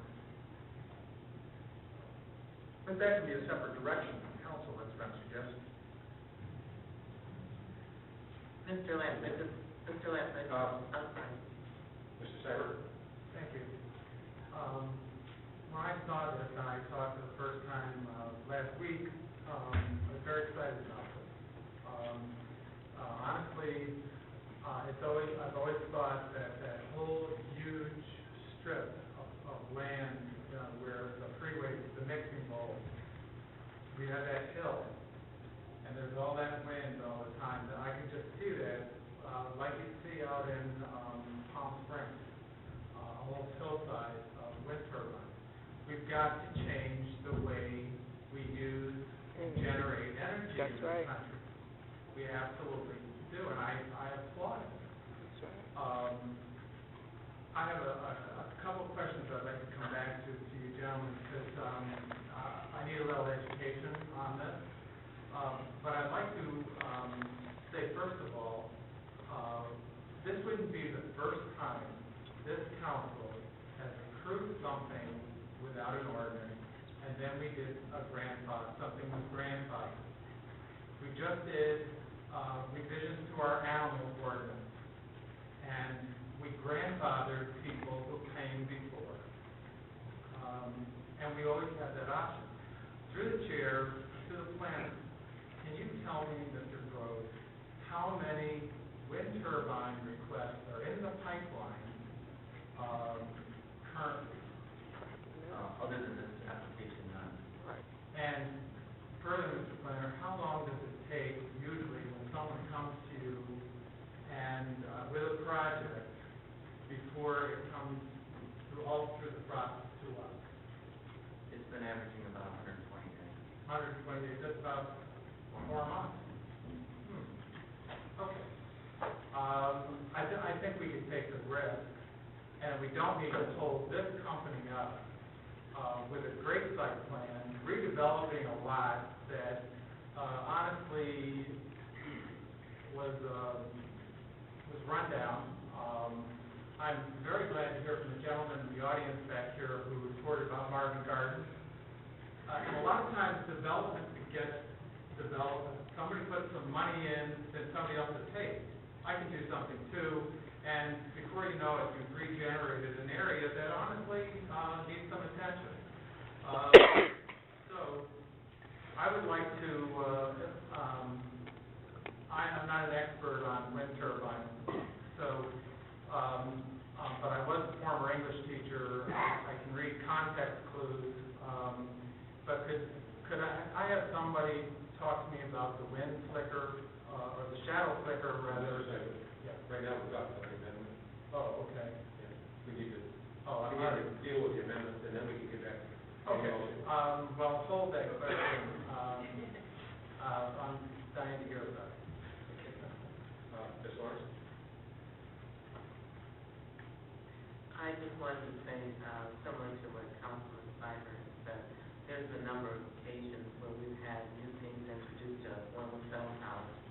Another was the animals. The one that we're working on now is getting back to the moratorium on is marijuana. We actually have an active moratorium in effect now on marijuana ordinance in our city. So it's not anything new. I just wanted to bring that to Mr. Lance. And I had your moment. Ms. Seymour? Thank you. One of the things that I mentioned at the site plan committee, and one of the concerns I have, and I think I made this comment to at the meeting, because of this particular area where we have one of the most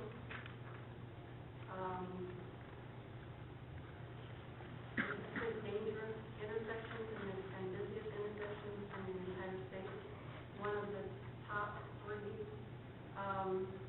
and there is evidence that when similar apparatus such as a tall tower wind turbine, and I don't have the statistics with me, but I'd like to hear them, I know they're available, that it does actually increase traffic accidents.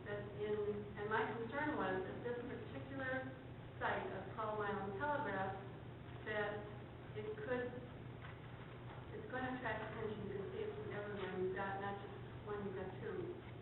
And I understand the value of the wind turbines, I really do.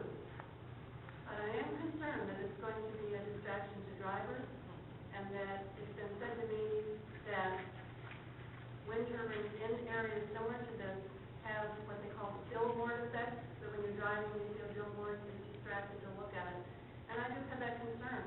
And I would like like to have all that information made very clear to us before we make a vote on this. I'm sorry that it took so long, because I wasn't even aware that all of this was going on, until recently. I had no idea we were even looking at something like this. So, I mean, I'm delighted about having you have this piece of property, don't misunderstand me.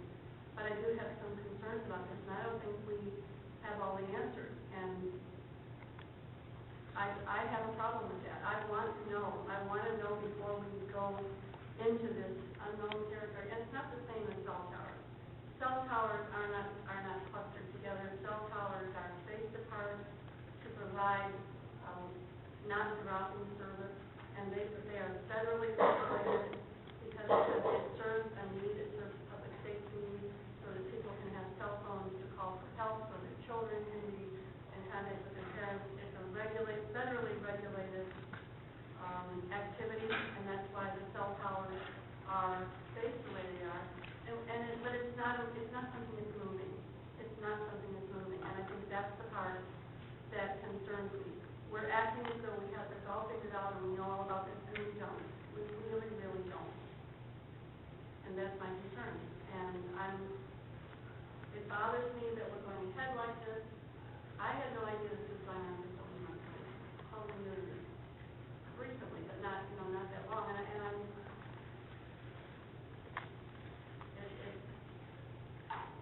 I just have a concern. I can't support this based on my concerns, although I love the development. I love the project itself. I just have a concern about these moving parts that are going to be a distraction to traffic, and we don't have enough information. There's information available, but we haven't availed ourselves of that. Mr. Lance? I'm going to go forward. Just for the record, did you investigate the turbine radiation output? Okay. I know cell towers have been fighting for years, radiation. So there must be something coming out of there too. So I'm Jeff Ahlers, 3650 Jackson Street, Oshkosh, Wisconsin. And I'm the president of a company that makes these instruments. So when you mean radiation, Mr. Lance, you mean like electromagnetic radiation? Well, the radiation of the cell towers emit and cell phones. So it's all electromagnetic radiation. And the answer is yes, we've had it's regulated by the FCC. And so there's for all industrial equipment, whether it's indoors or outdoors, it has to go through an FCC Part 15 industrial test. So we actually have one of the wind turbines going in an anechoic chamber. Just so you understand the magnitude here, when you do this FCC test, they test from 3 meters distance, which is about 10 feet. So we have our turbine in an anechoic chamber, and the antennas that do the test are 10 feet away. Because that's normally, when you look at industrial equipment, you're concerned about people being very close. Well, these turbines are 100 feet up in the air, and then much farther, 10 feet away. But even at the 10 feet distance, you could be talking on your cell phone or your computer, and it wouldn't have any impact. I was always against the cell towers and the bases that quality radiation. And there are signs on the cell towers 13 feet away. And they only recently, the last couple of years, put that sign out. But there is radiation, but it's up 117 feet. No, I can't say no. I'm going to vote for it. But just for the record, there is radiation, and that will help cover our city with radiation. So, God be with it. Poor people don't realize that radiation does damage to them in 5, 6, 7, 8 years in the future. All right, I just wanted that in the record. Ms. Taylor? Thank you. As I reviewed this plan, I thought it was great. I didn't have a problem with what you were doing. I liked the fact that we had wind turbines coming coming here is something new, looking at new ways of getting new forms of energy. I thought this was great. I'm just hearing the concerns about what Joan had, and it's valid, and I understand it, and I can understand what you're saying. But I thought this was a very good project, and I'm very proud that it was here in Southfield. So I'm in support of this, and I just want to say thank you. And I agree we should do something with the ordinances for future, but I think this is a good project, and I just wanted to say that. No questions? Ms. Ciber? Yes, I have a couple questions for Mr. Ellis. And possibly, well, I guess either you or Mr. Sarah would be able to answer. Do these two wind turbines supply all of the energy one building? No. What percentage? These were kind of questions that I was going to ask along there. Are we voting on the amendment, or we discuss that? Well, can I? As long as it applies to the amendment. Are we going to approve the project minus the wind turbines, or are we going to not? As long as it applies to the amendment. Well, I think it does. Pardon? We haven't called for the vote yet for the amendment.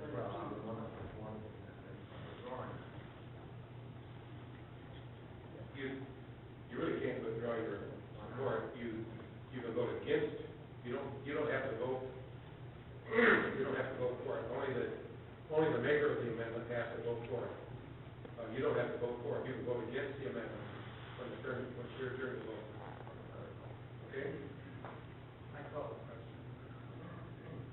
Well, I haven't had an opportunity to say anything. Okay? And I'm going to speak strongly against this amendment. And the reason I'm speaking strongly against this amendment, and ultimately for the project, is we pride ourselves in saying that we're a progressive community.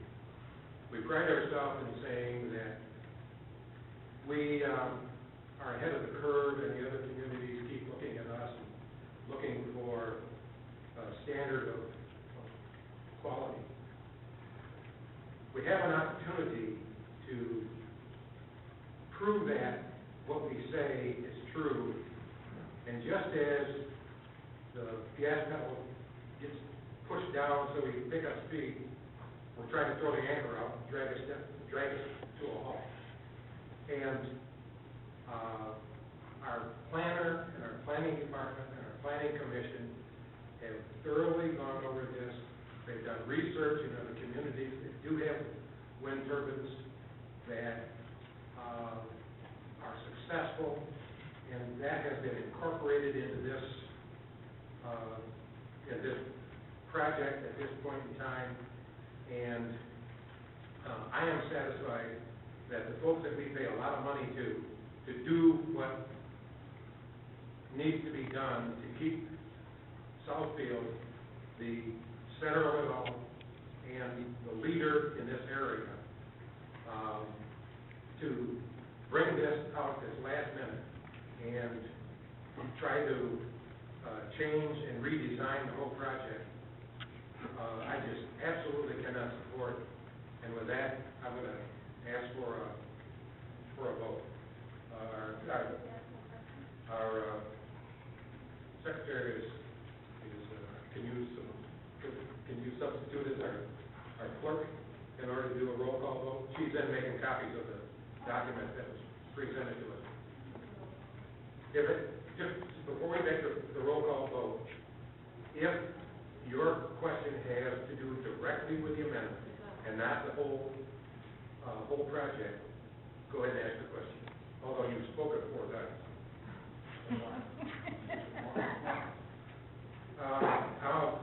Why don't you let me have one meeting? Don't put a time on how long we can speak. Go ahead. I think I want to ask a question, maybe to Ms. Ellis. Have you considered,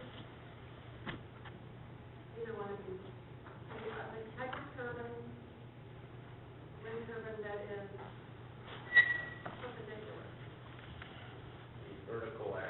exactly, that one. Yeah, when I started this company 2 years ago, we did significant research into the various types of wind turbines. And if you notice, all the large utility scale wind turbines that most of us think of when someone says wind turbines are horizontal with 3 blades. And there's a lot of good reasons for that. So to answer your question, yes, we look as a company into the vertical axis wind turbines, and they do make electricity, but their efficiency is not on par with the horizontal 3-bladed wind turbines. So if you want to put up a wind turbine for marketing reasons to say, look at me, I have a wind turbine, you can put one of the vertical ones. But if you really want to generate clean electricity or use at your facility and offset your carbon footprint, et cetera, then you're most likely going to put in the horizontal 3-bladed, most common type. Can you answer me why they recommend these vertical turbines or on top of buildings, like tall buildings? There's a lot of people that are very creative, making all kinds of products, and trying to sell them to all of us. My company will not invest in wind turbines that go on top of buildings or vertical access wind turbines, because they're more like toys than they are real clean electricity energy. That's just my personal opinion. But you wouldn't want to put that type of horizontal 100-foot thing on tall buildings. Not unless the building was purposely built for such a wind turbine, because there's a lot of forces on the wind turbine that most buildings aren't built for that. So unless you have one of the architectural engineers specifically design a building to have a wind turbine on top, then possibly. But these kind of afterthought products that are out there, and when you look at your ordinance, these are some of the things that you may want to look at, that there's a lot of things that will be coming out as this whole clean energy thing grows, that maybe they don't make sense. Okay, thank you. You're welcome. Mr. Lance? When I brought up the issue of radiation, I was treated analogy. Let me give you some experience that I went through. The years I've been voting against cell towers because of radiation. Now I see the summary testing, radiation emission, passed with modifications. The FCC will not tell the truth. Because of this, money Mr. Lance, it really doesn't have anything to do with this amendment. It doesn't have anything to do with the amendment, with the amendment. It has nothing to do with the amendment, and I'm going to call for the vote. I want a roll call vote. Remember, stated in the record, that Mr. Madam Clerk, would you make a roll call vote, please? Mr. Lance? Yes, Ms. Seymour? reluctantly. Reluctantly, no. Wait a second. We're voting on the amendment. A no is to defeat the amendment. A yes is to approve the amendment. And I vote yes. Mr. Lance? No. You're voting no. Ms. Seymour? Yes. Mr. Ciber? No. Ms. Taylor? No. Mr. Frazier? No, You have 4 votes against. the amendment fails. Now, we're back to the original motion. Again, is there any discussion? Now I can vote. Yes, go ahead. I've had my battles with the federal government and radiation. And I've proved many a time that radiation is true. It's there. It's doing harm. But of course, I'm going to go forward. But here, I don't understand, they even admit it with modification. I know what they're thinking, and they know about the radiation of all these electrical things, cell towers and everything else. But of course, I can't do anything about it. I'm giving you my thoughts, my research through the years, and I have papers like that, proving the radiation of turbines and cell towers and everything else. Nothing I can do. I can just talk about it, and I'm not going to stop your project. Go ahead, do it. A little more radiation probably won't do any further harm. So anyway, for the record. Okay. Madam Clerk, would you, please take a roll call vote? And this is on the main motion. Yes to approve. Oh, I'm sorry. I'm sorry. And we let everybody else, have more. I apologize. Ask your question. I would like to know a little more about this, and I'm very curious about how much electricity will be generated. Usually a dealership burns quite a bit of fuel, with outdoor lights and advertising and the lit showroom and all of that, plus the service bays, and I can only imagine. So, can you tell us a little bit about how much this is going to offset your consumption? And, yeah, I can, and quite frankly, it's going to be an estimate, because the facility is not operational. If it had been operational, we would have a better feel. But it's our hope that we're going to fall between a 10 and 15% savings. From any more than 15, I think steadily no less than 10. So I think in that range, based upon our hours of operation, our experience, and things we incorporate also into the facility. Again, there are numerous, we're trying to be aware of it. So that's the range we're. The neat thing about that is that, let's say it's just 10. And if I decadize that for 10 years, you know, again, so that's how we look at it. We're just, it's not huge steps, baby steps, but steps that go in the right direction. And as we learn more, new things are developed, that's sort of just where my mindset is. Honestly, I was hoping more. Yeah. So was I. That's what, this is baby steps. And, I just want to give you what our estimates. Again, just bear with me, I'm not on the site plan committee, I don't attend the planning commission, and I was curious about the shadow flicker, if someone could explain that. Well, there's two parts to the answer. First, I'll talk in general, and then Andrew from the Architects actually did a shadow simulation for the specific project. Is that better? So I'll talk just in general, and then Andrew did a simulation of the shadows for this specific project, and we can discuss that.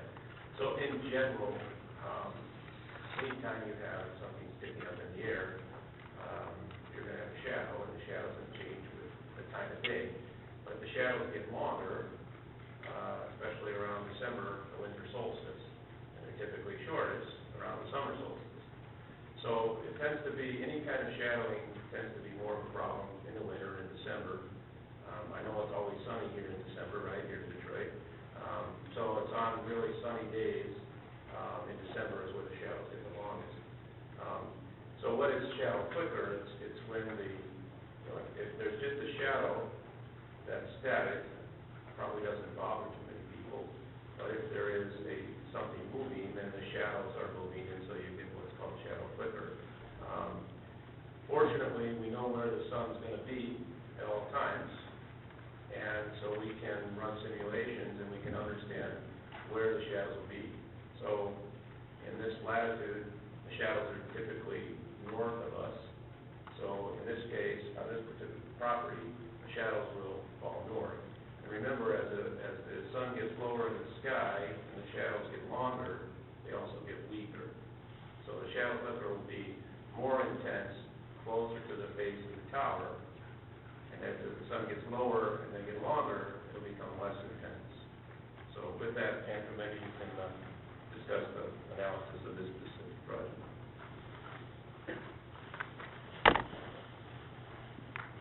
Good evening. My name is Andrew Castro. I'm with Southfield Public Library, 31690 12 Mile Road. I don't know if these were included in your packet or not, but they are the study that we did based on the height of the tower, based on different times that the sun would affect the site. And these studies were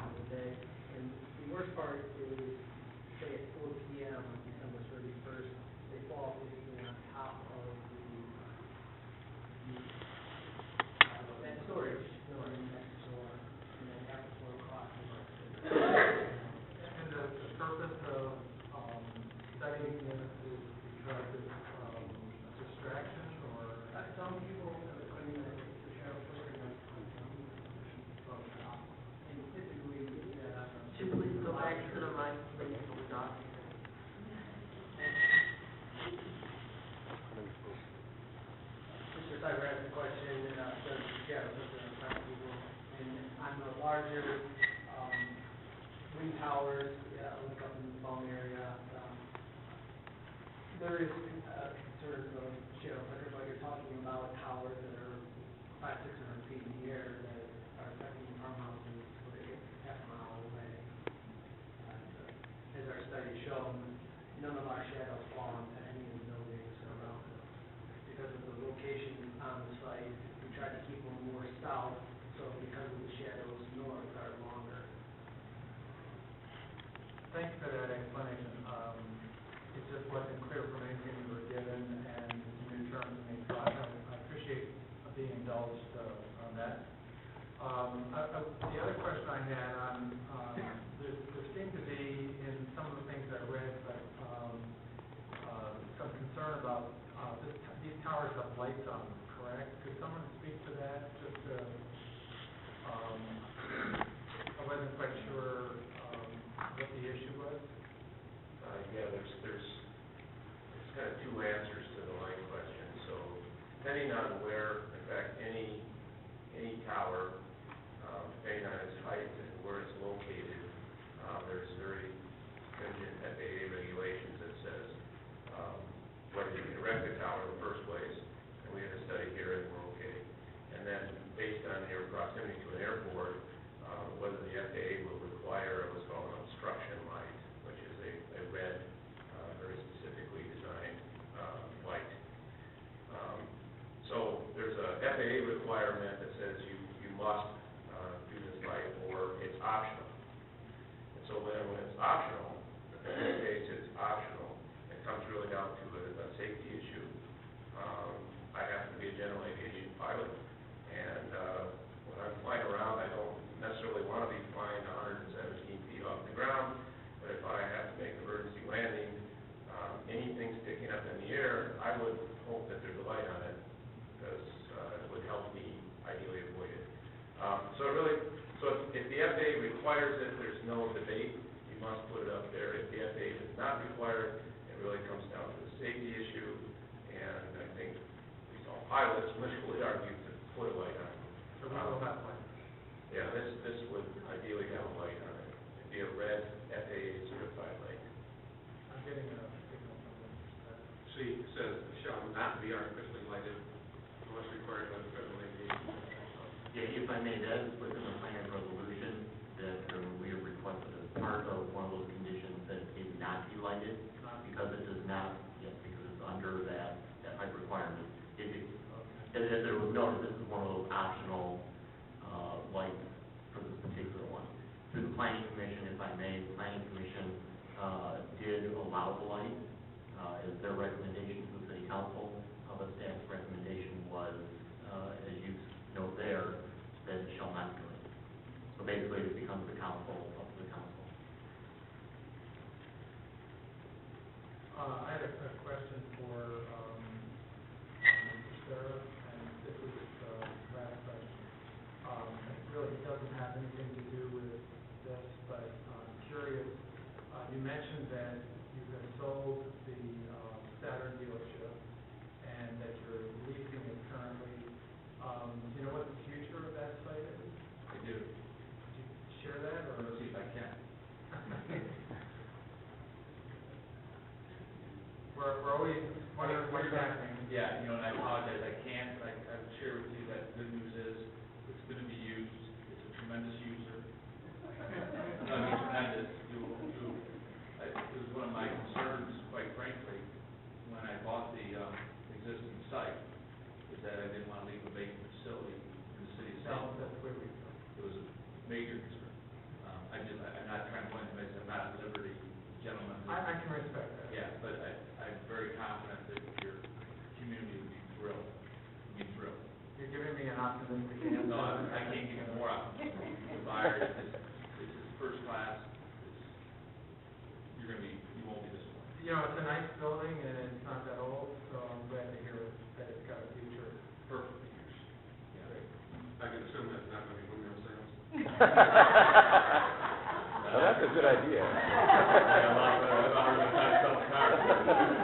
Car business is tough. Wow, is he crazy? That's the way you put it. Thank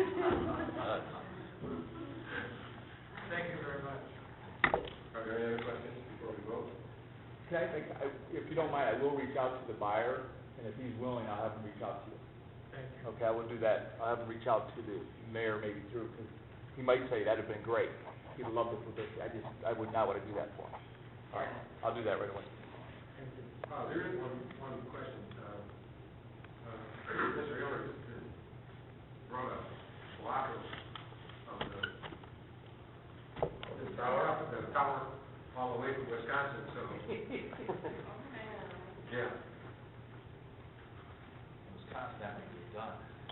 Yeah, like that. Now they're done. Very good.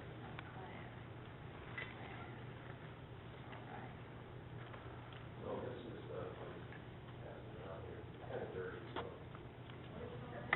That's the paint on the tower. Well, you have to kind of be the judge. There's gloss, semi-gloss, and matte. This is actually I don't know.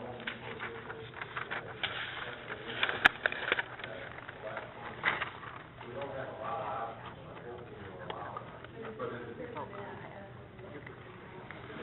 what we think the towers were. It's not really matte, but it's not highly reflective. Not highly reflective. Yeah, that's where.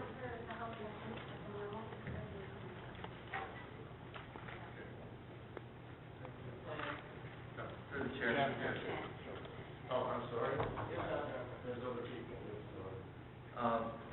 Again, the planning department researched standards that other communities utilize. Since this was a special land use, we felt that we could incorporate some of these standards. There's roughly 8 standards that we incorporated into this recommendation. These standards we carry forward through the ordinance level. But the 2 issues that has been touched upon is that we recommend that the artificial lake not be placed unless it's required by the Federal Aviation Administration. And based on our research, that the finish being a non-reflective matte finish color. And those are standards that other communities use. The reason for the non-matte finish is to reduce the glare, which also helps with motor distraction as well as birds picking up the color of the turbine. And in our investigation discussion with Jeff, he indicated that it could be done in a matte finish. And so, as we move forward and we want to be consistent, we stand by our recommendations on these standards. If they're not adhered to in this particular case, we can deal with it under ordinance, but I hate to set a precedent that in the future, if we choose to regulate this more strictly, that we've allowed these 2 items to vary from what other standards are. And given that statement, since we do have an expert here, maybe he could further discuss why the matte finish is not being utilized at this time. Okay. I did say that we could finish the tower in a matte paint. Matte paints exist, but it would be at additional cost and concern. The concern is that this paint is a Sherwin-Williams product. There was a lot of money put in by Siemens, Vestas, the big, large companies on a paint that would last for 20 or 30 years on these wind turbines. And so we're just a small company, so I call it standing on the shoulders of giants. They invested all the money and did all the validation work. We're using the same paint that the big guys use. I did talk to our paint supplier and said, could we find a matte finish paint that's truly, by the definition of the industry, matte? And he said, well, of course we can find a matte paint, but it's not going to be the same paint that's used traditionally on wind turbine towers, and it's going to be difficult for him or me to guarantee that for the 20-year period, which is what the design life is for the tower. So it's a risk to not do it in matte, and it's a risk to do it in matte, I guess and it's hard for me to weigh that risk without more experience and time. Through the chair. Yes. If I can ask a follow-up question. again, this is based on our research, so this statement is probably not the first time you've had to encounter a request for non-reflective matte finish. This is the first time. Okay, so that's why I'm asking part of an educational. Okay. We did request that you bring a sample, and again, it's up to the council if you feel that that's going to be an issue, but these are standards that we found in other communities. And that's why I wanted, and I requested that you also be in attendance to answer these questions. So maybe if you could just try to expound on that a little bit. Yeah, it's interesting. The discussion that's going on tonight, and the questions and the concerns, Ms. Seymour, I go to a lot of these types of meetings because it's very rare that somebody just rubber stamp approves putting a wind turbine in their zoning district. So the questions you're asking, I get asked a lot. This is actually the first time I've been asked about the matte finish. I get asked a lot about flicker and noise and all the things that you would normally be concerned about. The driving distraction, in fact, I can pass out some of these. There's some updated pictures that maybe you don't have in your. If you look on the second page, I believe, of that brochure, there's a bunch of pictures of installation of these exact same turbines, and you'll notice a couple of them are right off the highways. And so I've been through communities where they were very progressive, just like you're discussing here, and they're trying to learn. And actually putting up a couple turbines in your area and learning about them, seeing them yourself, getting the feedback from the community will actually help you evolve your ordinance, because now you're experiencing it firsthand in terms of how to regulate these properly going forward.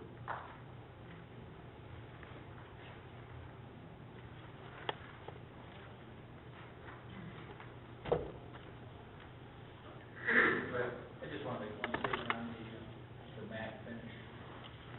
When that first came up, when we had the conditions, you remember through the planning commission, we didn't even know what the finish was.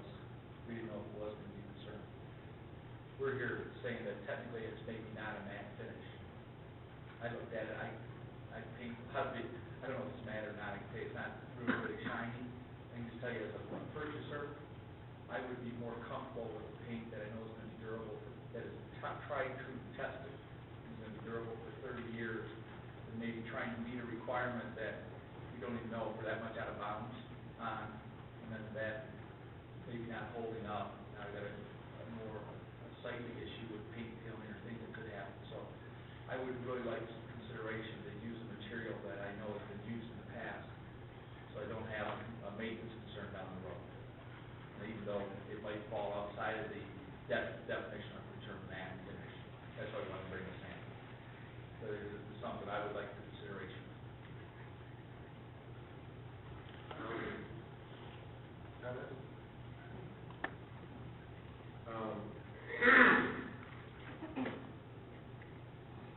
To the planner, is your concern that it would be distraction to drivers, or? Through the chair, in general research, distraction to drivers and also to birds. However, we do have a provision in here that just like any other finish on the site plan detail, that the applicant and architect could submit samples for approval. We would work with the building department to make sure that meets industry standards. And because we had the sample at such a late date, we weren't able to make a definitive answer on that. So we would accept your submittal and just do a little more research as part of the approval process. So we're comfortable with the fact that they brought their experts and they have supplied the material. We could do some further research subject to your approval, and that would be consistent with our recommendation. Except, item D says non-reflective matte. As applied by the manufacturer, unless otherwise approved by the planning department and building department. Which gives you some wiggle room. It gives us a little latitude to do some further research. Okay. Now, are we prepared to vote? Madam Clerk, would you please call the roll? The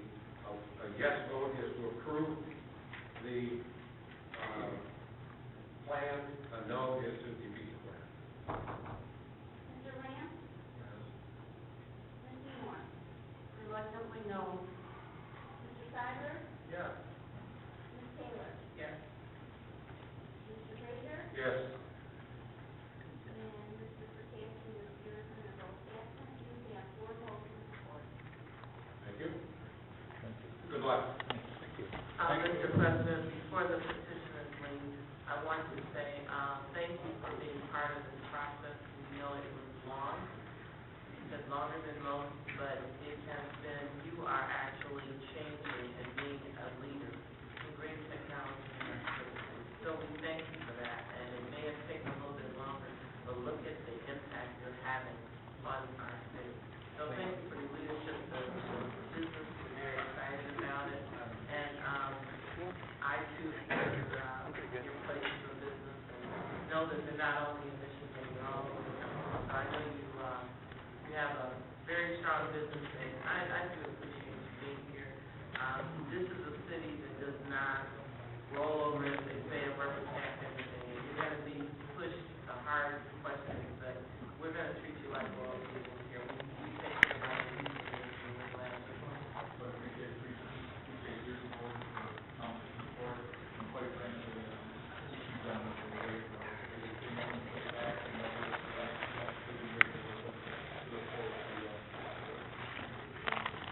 Now you know how we feel when we come back.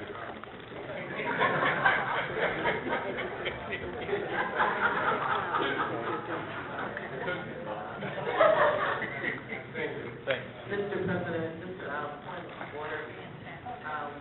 There was a motion to approve the site plan, but did the councilman actually say the special use as well? Is it one of the same? It is one resolution and includes both, Mr. President. Anyway, support. Yes, one motion does. Yes.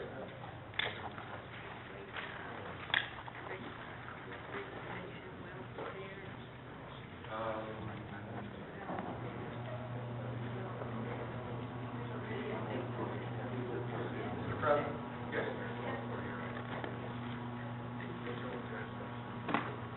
There was an issue I was trying to figure out how to bring that up. Whether to just refer it to the, planning department for a recommendation, Yeah. or? Yes. That would be the proper. If you refer it to the planning department and the legal department to prepare a proposed resolution to bring to you for review, that's okay, that's what we need. Okay, You can make that direction. what the attorney and I are talking about is the recommendation came up about a moratorium, for, wind turbines, and I am going to refer that to the planning department and the legal department to work together to come up with a prototype, ordinance or moratorium for us to deal with. And if you could do that within a 30-day period? Okay. Sure. I think we've been here for a little bit of time, but let's keep it as close to 5 minutes as we possibly can. 4 minutes would be even better. So we can get on with this. I welcome.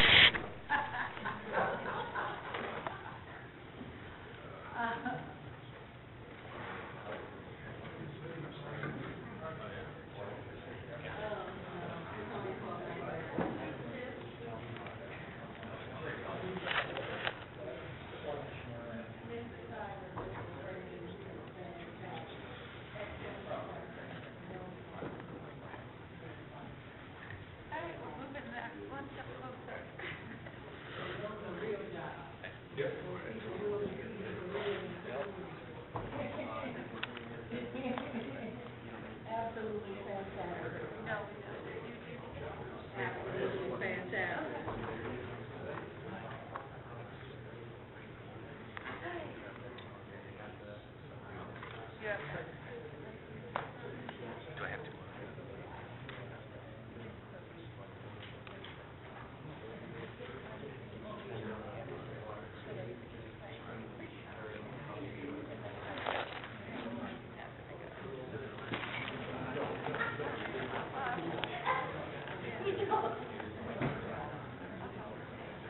You guys did a phenomenal job planning commission.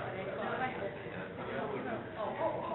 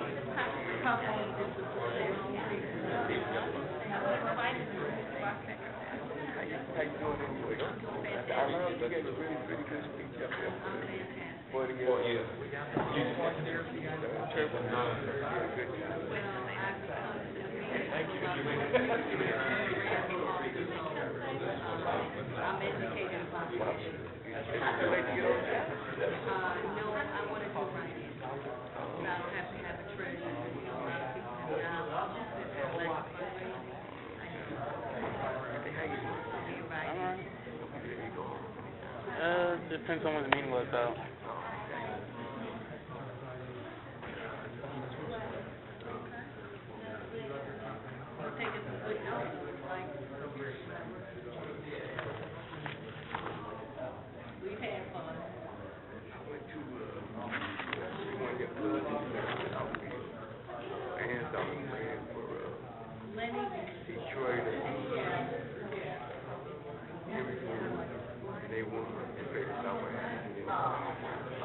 Play yourself, all right?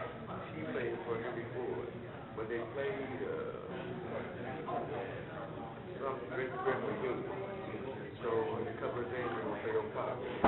So then I thought about it. I thought I might come back in and speak to you or something, because I didn't know what you were trying to call me. So I didn't plan on coming. I'm really coming out. Oh, by the way, you give him a message? I just called you before the meeting just to tell you where I was. No, I wasn't home. I ain't home. All right. I thought they gave me.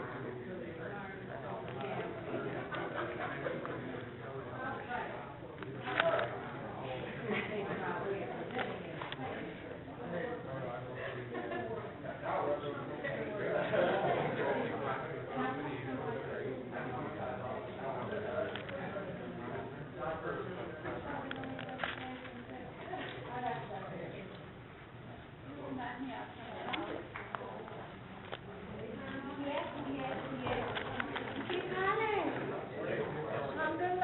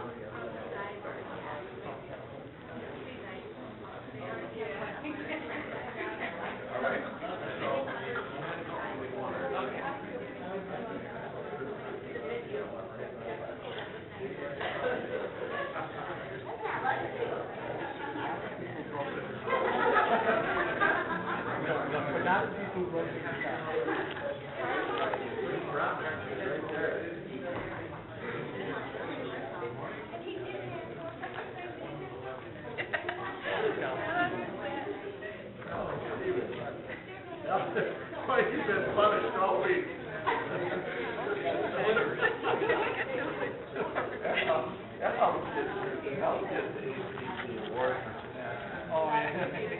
Every meeting.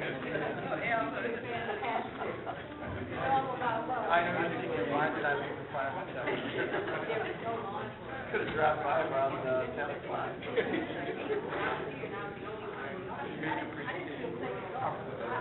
My friends in Florida, they sit at home, and then when it comes about midnight, they get dressed to go to bed. Yeah, oh God, this morning they go till like 2, 3 o'clock in the morning. See, yes, no problem. Well, I think they do.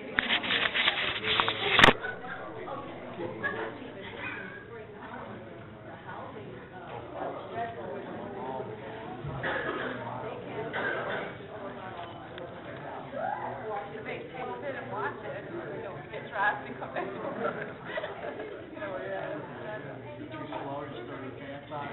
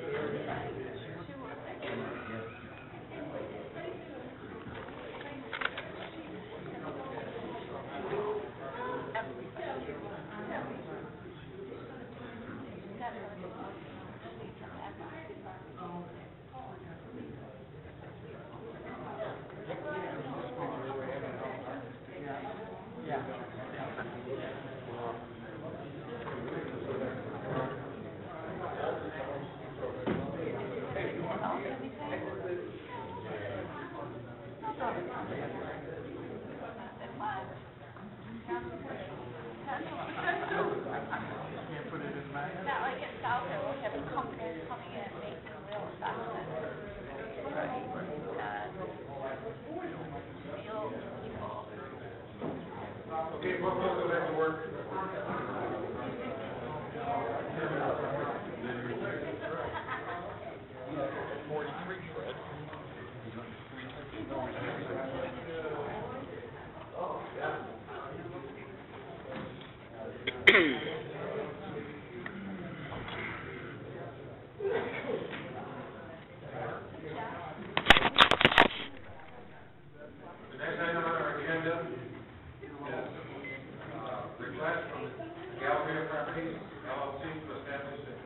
Industrial Development District, under Public Act 198. Mr. Zarni, you're going to deal with this? Yes, sir. Okay.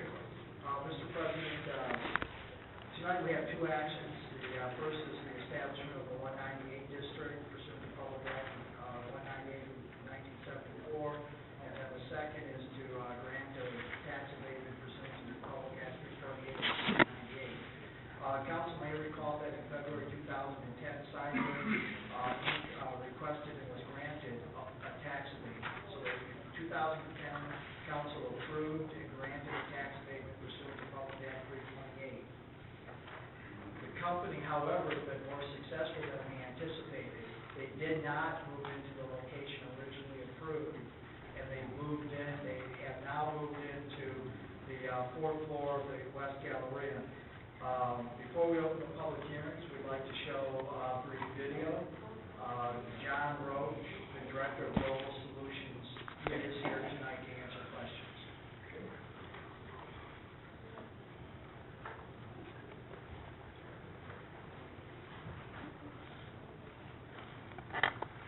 Welcome to Ciber's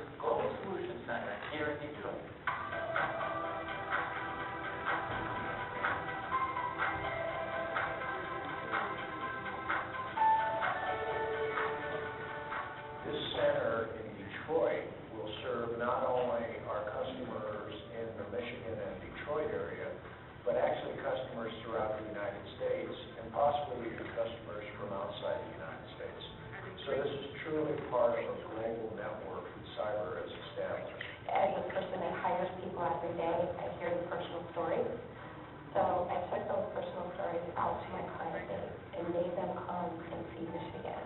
And we've had tremendous success. We've had amazing clients, not just for my first client for the healthcare company, but other clients understand the need to bring work to Michigan. To be able to see the smile on someone's face, that's been out of work for a couple of years, and put them back to work, not in a simplistic job, but a truly highly paid, highly educated, experienced IT position. It really brings a smile on your face and makes you really feel comfortable getting out of bed every morning. It's nice that it's more than just work. That when there's a situation that you go through or you see someone else going through, and leadership does step up, and they don't tell anybody about it. It's not written, it's not a memo, they just take care of it. That's family. And they don't ask anything in return. That's family.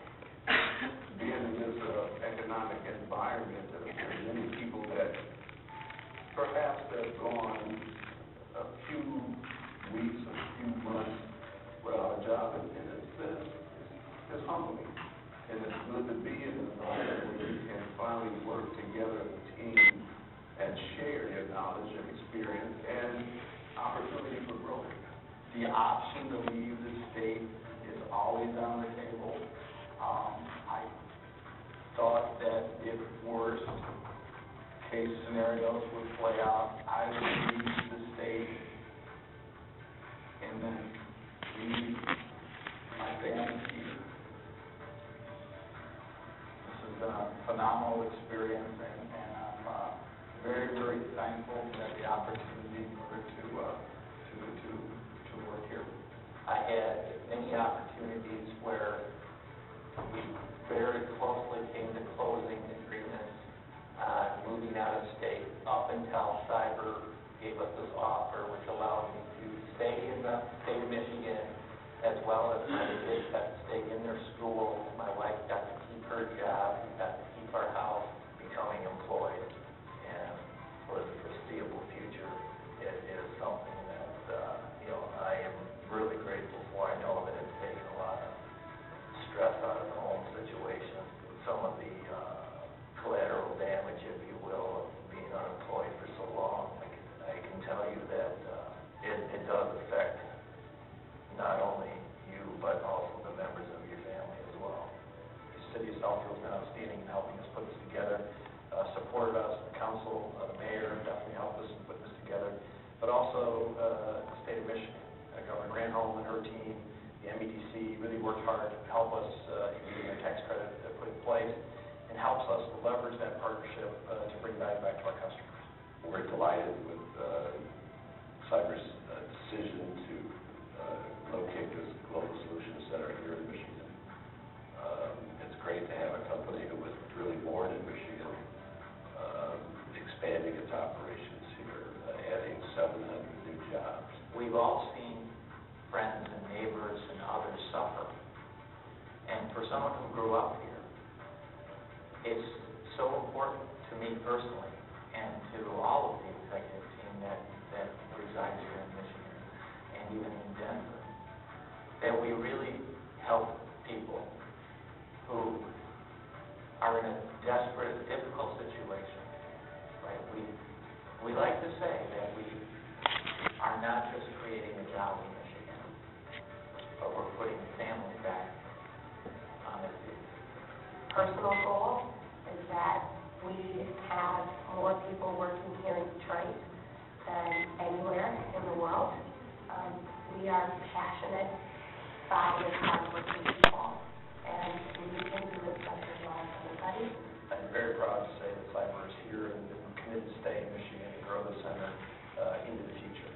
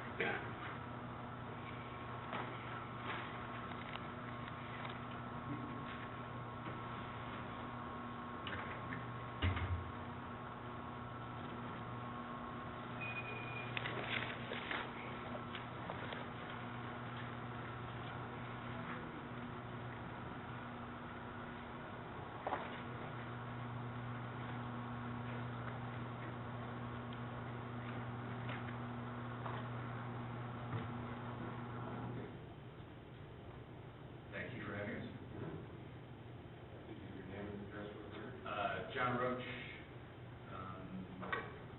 300 Galleria, Southfield, 48034. Would you like to add anything to the presentation? No, I think my colleagues at the Galleria did a pretty good job of kind of painting the picture of what we're all about. Okay. Great. Thank you.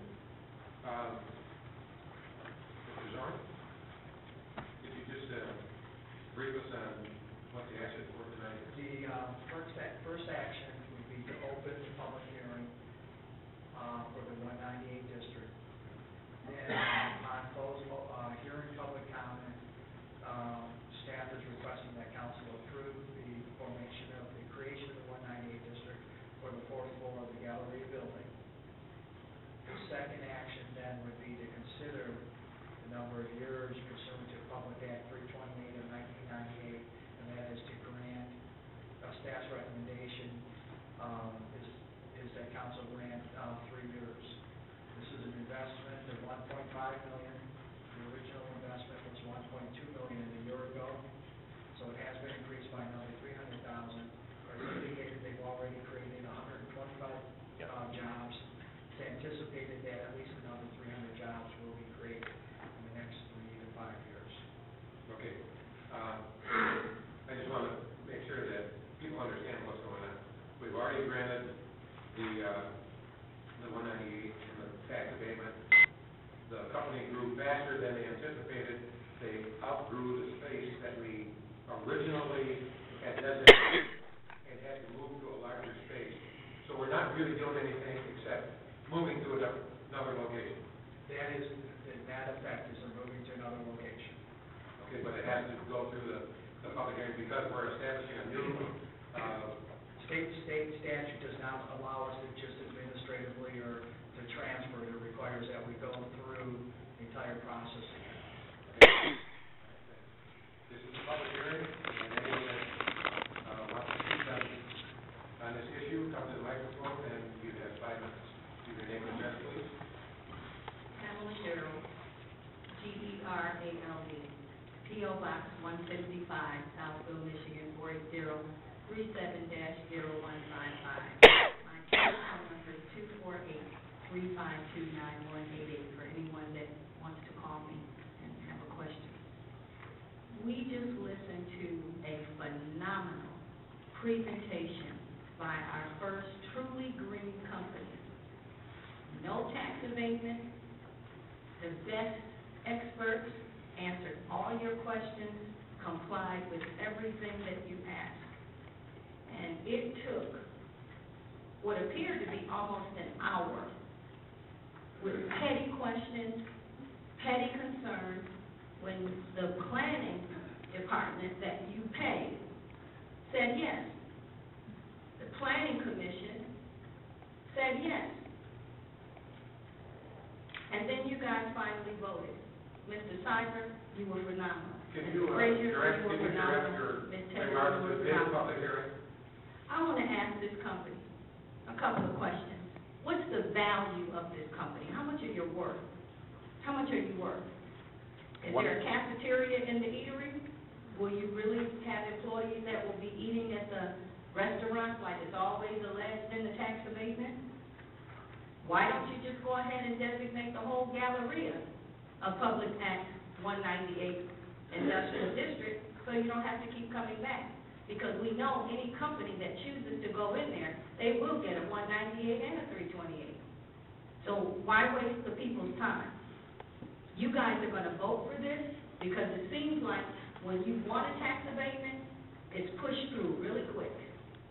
When you come and you're spending your own money, really investing in the community like you guys ask for businesses to do, you drag your feet, you harass, and you ask questions that are so unnecessary.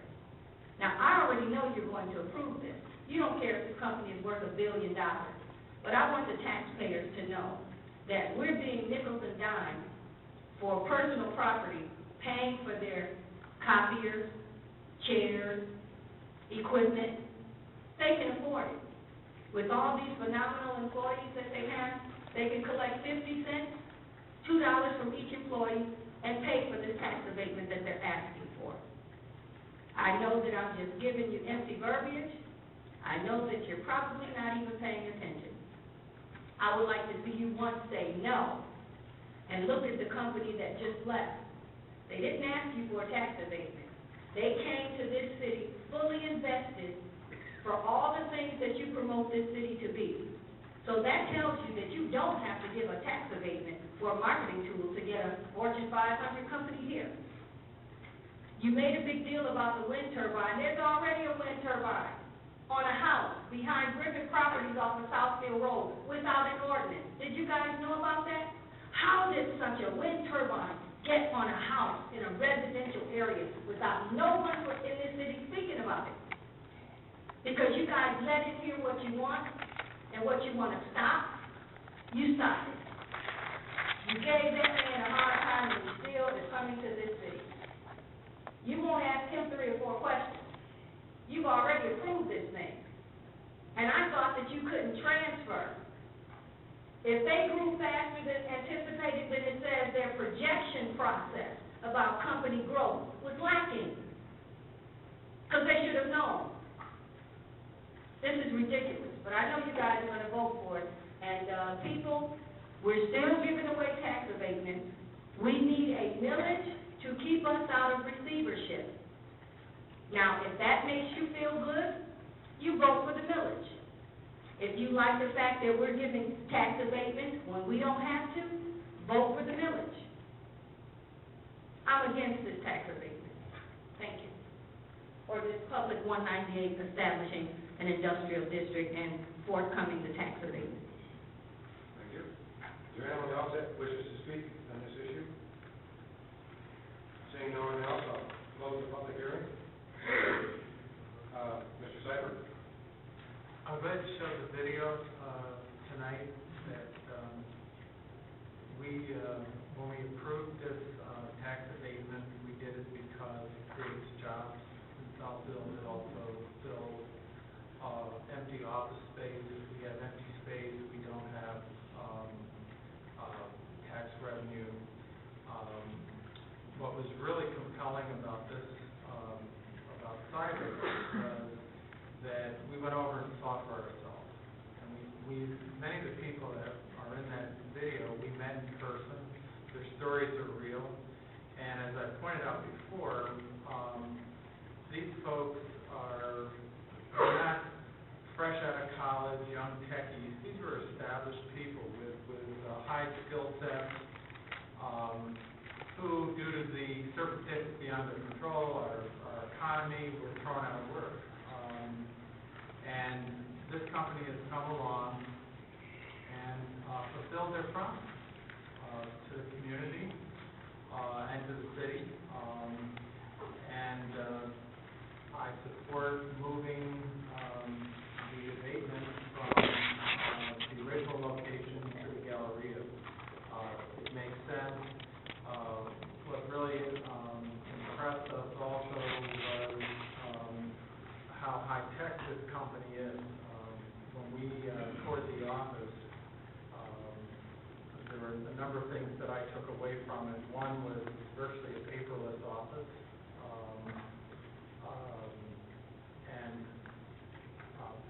There was cubicles that you could see where the future growth was going for the company in the spaces they're occupying.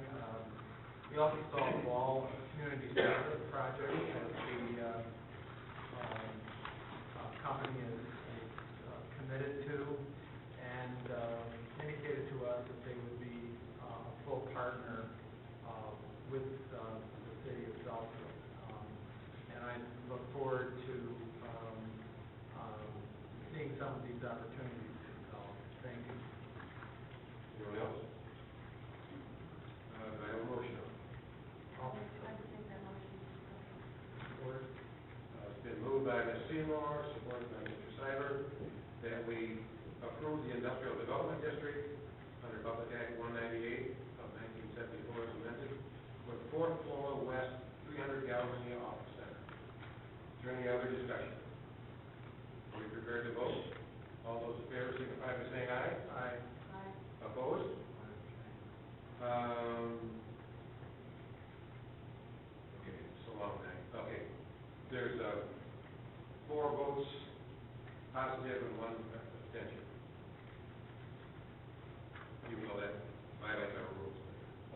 The next item.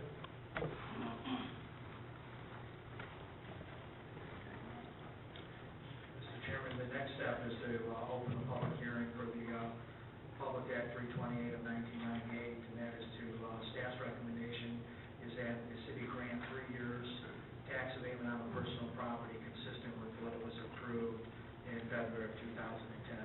We'd like to also say that, we recognize the questions raised by tax abatements and the challenging times we're in. In a perfect world, there would be no need for tax abatements. Football and baseball stadiums wouldn't be subsidized. General Motors wouldn't have gotten a bailout by the taxpayers. Now, I have to say this, I'm sitting there thinking a Chevy dealer did get bailed out by you and I. So this is a lot more complex than what we've seen. That people say, oh, is this a green development? Not wasting space, keeping buildings full is green. When we use buildings that are 100% occupancy before we sprawl out and build new, that is green. Tonight, this council approved just a little over $3.5 million in grants to an employment and training center, which we have the pleasure of being the only city in all of Oakland County that runs its own employment and training program. Our commitment to keeping people working, to keeping the jobs that are generated by these tax abatements. Yes, even keeping the jobs that the Chevrolet dealer will create. Though they are good jobs, and we recognize that. Last Thursday, kind of in our continued efforts on employment, our business development staff was out at a job fair that had 1,500 people go through it. And there were, how many companies there? 78. 78 different companies interviewing. We're doing our best to keep people working in this very difficult economy. So I want to just make that frame. We very quickly, there's been some questions about how quick we do tax abatements versus site plan process. We very quickly approved a whole lot of grants to keep people in employment and training funds in this community. Council spends a lot of time prepping and preparing, as does staff, to give you adequate information. Having said that, the immediate question is to open the public hearing for the 328. Staff's recommendation is 3 years for a $1.5 million investment. And now those 3 years are 12, 13, and 14? Yes, sir. This is a public hearing. Anyone that wants to speak, please come to the microphone and give your name and address, and you have 5 minutes. Pamela Gerald, P.O. Box 155, Southfield, Michigan 48034-0155. My telephone number is 248-352-9188.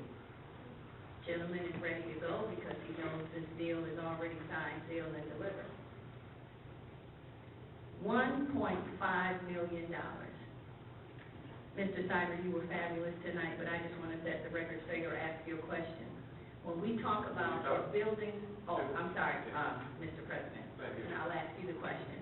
When we talk about buildings and their occupancy, isn't it true that if a building is 100% occupied, they pay 100% of the taxes?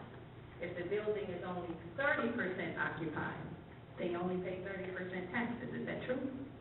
Anybody? Because we specialize in tax abatement, so I'm sure it's an authority here or somebody that can answer the question.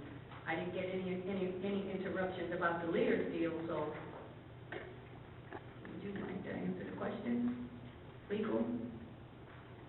Planning? City administrator? Council? Anybody? Mr. Dorn? Want to answer the question? Oh, I'm sorry, you don't have to because you've been instructed, like most offices at the city, not to take my phone calls. Like when you call the city mayor's office, they're told not to take my calls or answer any questions. That's what kind of city we have. A city that's not transparent. I'm sorry. Can you answer the question? Could you keep your comments? The answer is Is that complicated. It's a complicated answer, and to give you a yeah, it's a 30% or yeah, 50% would be unjustified on my part because I don't know how accurate it is because there could be some some modifications to it. So whatever you, I'm not going to answer because if I give you an answer, I'm going to give you a answer. Can you research it and get back to me, provide me with a hard copy? I'll refer to someone that can do it. Okay, and then the last thing, I'm so happy to see that we have law enforcement in all of the council meetings, but I think we should focus on having them at City Hall in the daytime. Just recently, it was reported around the city of Southfield that 2 young teens were caught having sex in the bathroom of our City Hall. Now, what are we looking like to the public? First of all, we don't know that that's true. But that's what's purported. Just to have it purported in our City Hall in the daytime, and allegedly caught by the mayor, that's a really bad situation. And I'm so embarrassed. I'm so embarrassed. So we need to consider utilizing our law enforcement a little bit more thoroughly and have them in City Hall posted. Huh? Would you keep your comments to the issue at hand? I disagree with the tax abatement, as I said before. This is a transfer, and I thought, based on what was on the screen for City Cable 15, they called this a transfer. Now, I'm not understanding you guys accurately to say this is not a transfer? It is not a transfer. This is a new The abatement? law, if you were paying attention to Mr. Norm, he said the law does not allow a transfer.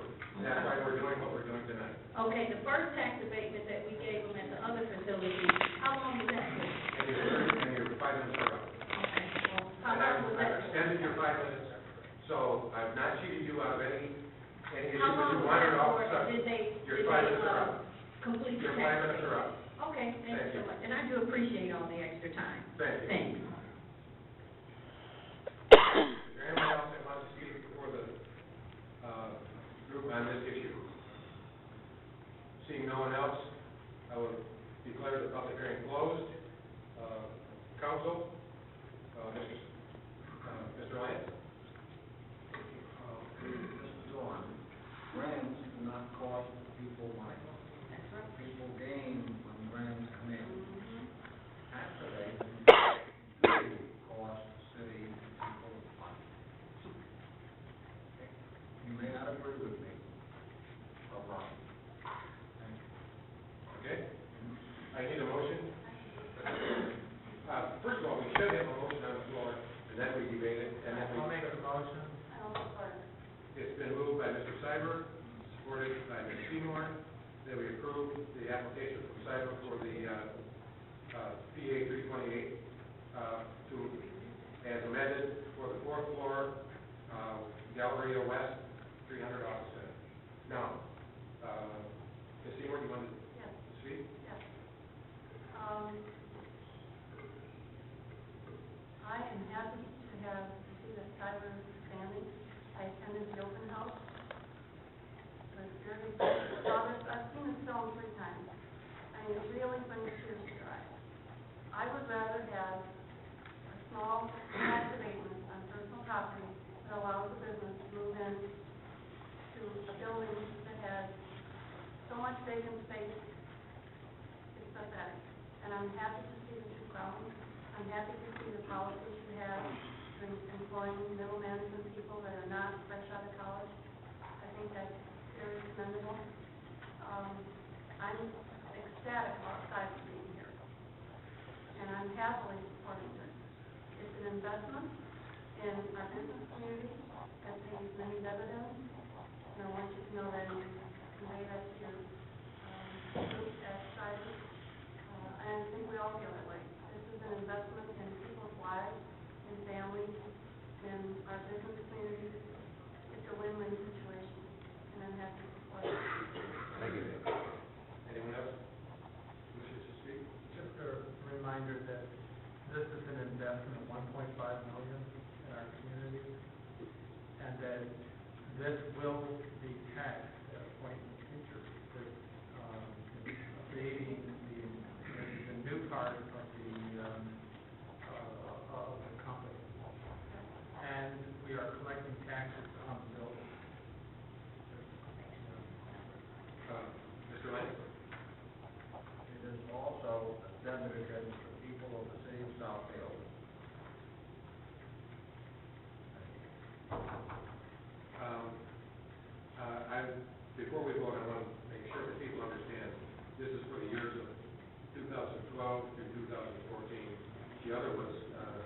2011, 2013. Okay? Are we prepared to vote?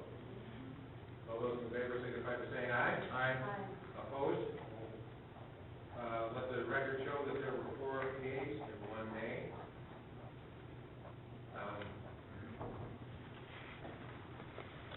I'll reserve. Thank you very much for your continued support of the city of Southfield, and we'll do everything we can to make sure that things work out. Thank you, Council.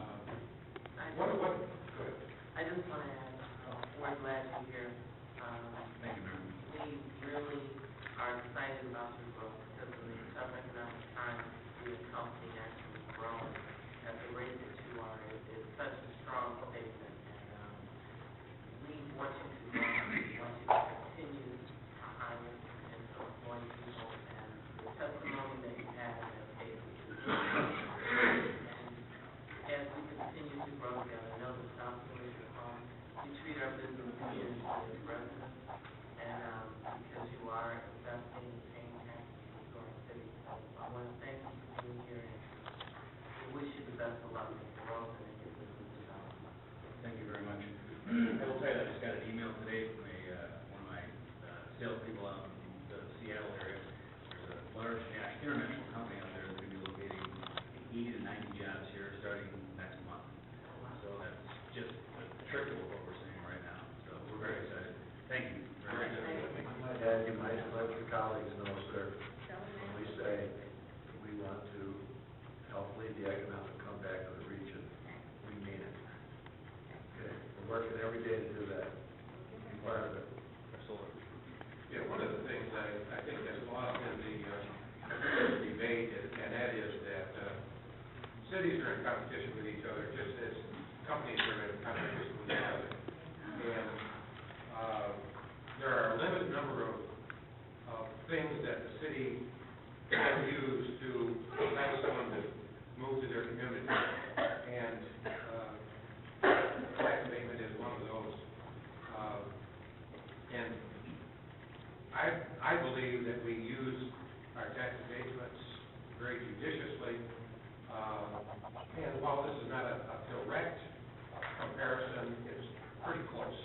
I think if you're going to buy a television set and you see 2 advertisements in the paper, one for the exact same television, one is $1,000 and the other is $900, chances are you're going to go to the store that's selling the TV set for $900.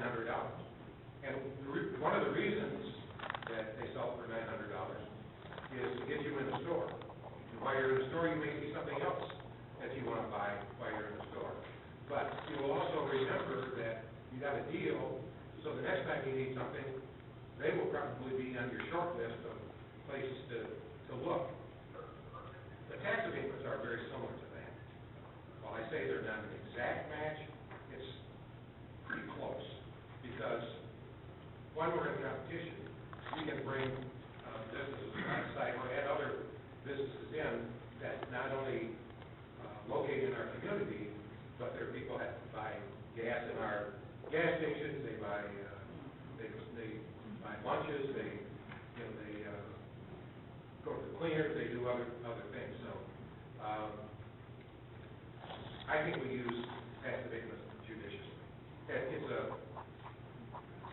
a way to entice businesses to come to Southfield and grow. Okay? We have no site plans to look at, and we've moved the neighborhood stabilization program down to the administration. Next item is council.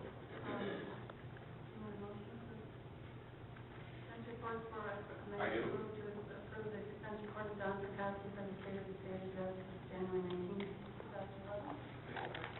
It's moved by Ms. Seymour, supported by Ms. Taylor, that we approve the consent report for Donald Perkowski from the state address. All those in favor signify by saying aye. Aye. Opposed? We also have in our binder,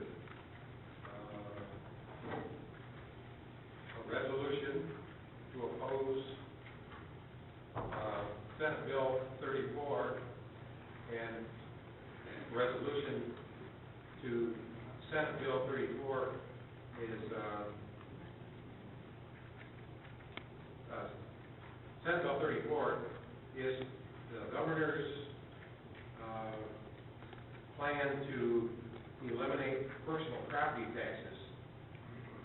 And it didn't appear that there's any kind of an offsetting revenue to take place of that. The personal property taxes represent about 14%, or about $7 million in annual revenue for the city of Southfield.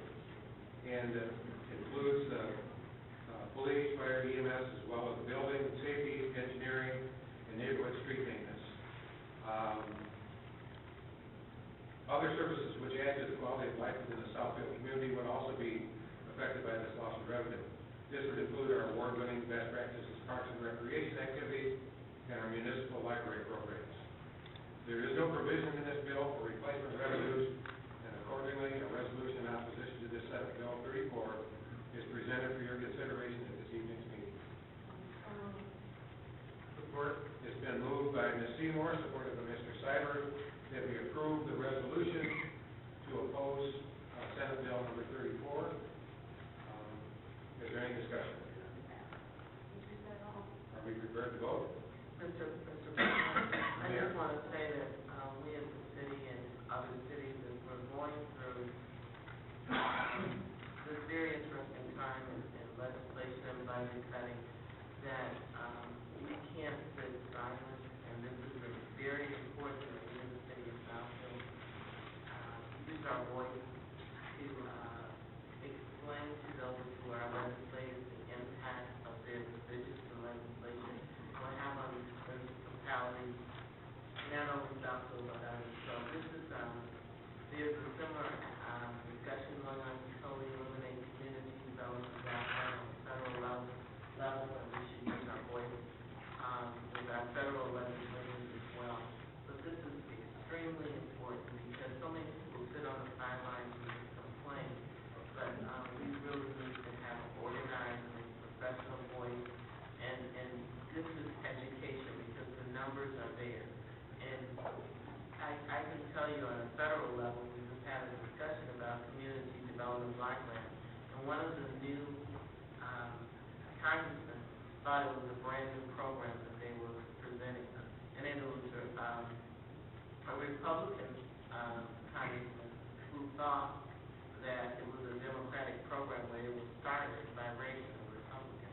So, you can't always assume that the legislators, just because they're sitting there, that they understand the impact of decisions and legislation. So it's incumbent upon us to continue to look at things like this and make sure that we are educating and making our voice heard at the state level and at the federal level. Thank you. Good.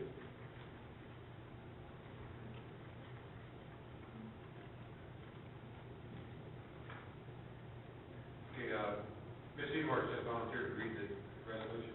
Happy to do that. Sure. The City of Southfield resolution in opposition to Senate Bill 34, whereas Senate Bill 34 proposes to eliminate all personal property taxes in the state of Michigan, and whereas Senate Bill 34 establishes no revenue offset, and whereas revenue generated from these taxes in the City of Southfield accounts for 14% of the City of Southfield's tax base, or $7 million in revenues, sorely needed for essential services, including police, fire, and EMS, as well as building and safety engineering and neighborhood street maintenance.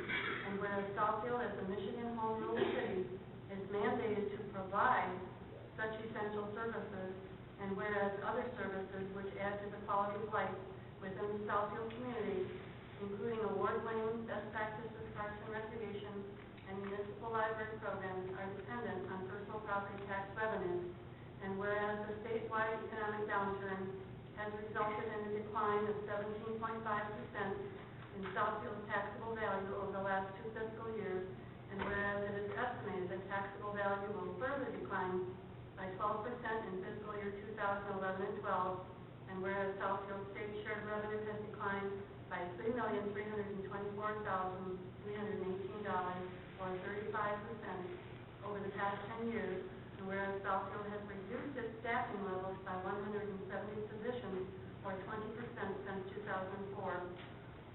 And whereas budget planning for fiscal year 2011-2012 is well underway and is based on estimated revenues that include personal property taxes.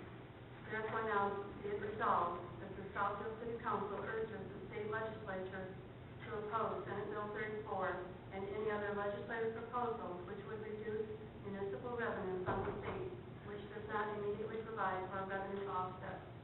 Be it further resolved that the city clerk is directed to deliver a copy of this resolution to Governor Rick Snyder, State Treasurer Andy Dillon, State Senator Vincent Gregory, State Representative Rudy Hobbs, Representative Judd Gilbert, Senator Jack Brandenburg, Senator Mike Knopf, and the Michigan Municipal League. Mr. President, may I ask that my name is the mayor of the city be added to this as well? The position of the mayor, and therefore as the Southfield City Council. Could you please include in the state legislation? Sure. Thank you. Okay, can that, we'll amend that to include the mayor. Okay? Are we prepared to vote? All those in favor signify by saying aye. Aye. Opposed? It is carried. Is there anything else to come before this group on the council portion of the agenda? Anything you want to talk about? Yeah, Yes, sir. I've decided to talk. When the people come to us for tax abatements, these big companies are using us as suckers. They come to us and ask for a tax abatement when they have more money than the city has in their treasury.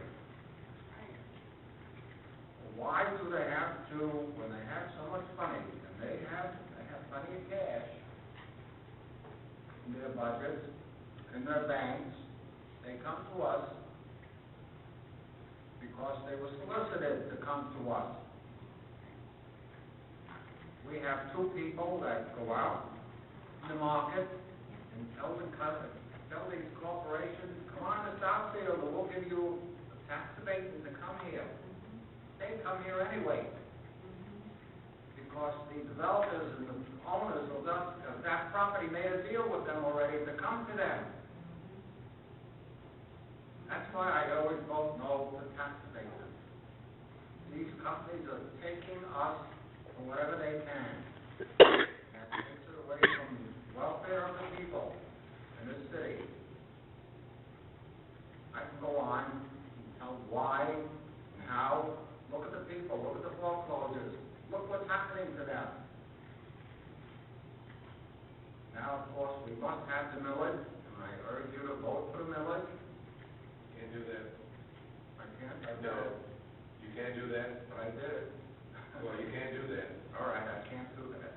You can get facts, but you can't tell people how to vote. On me. You can't. I'll walk down there and say it. Well, you can do that when you're not in your official capacity. All right, all right. I'm finished. Thank you. I just don't want us to get in trouble.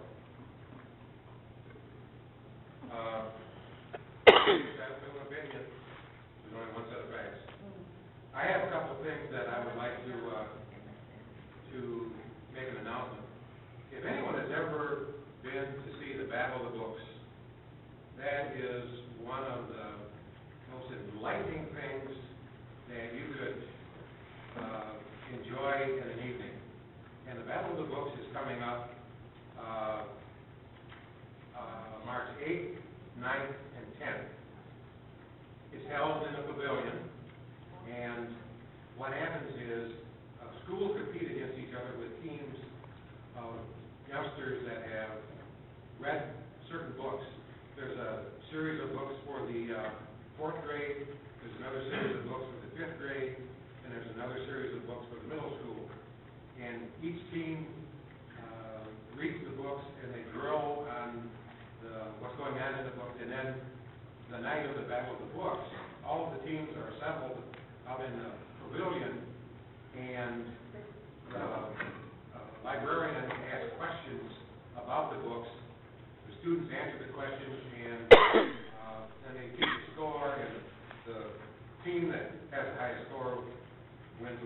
they usually give out three prizes.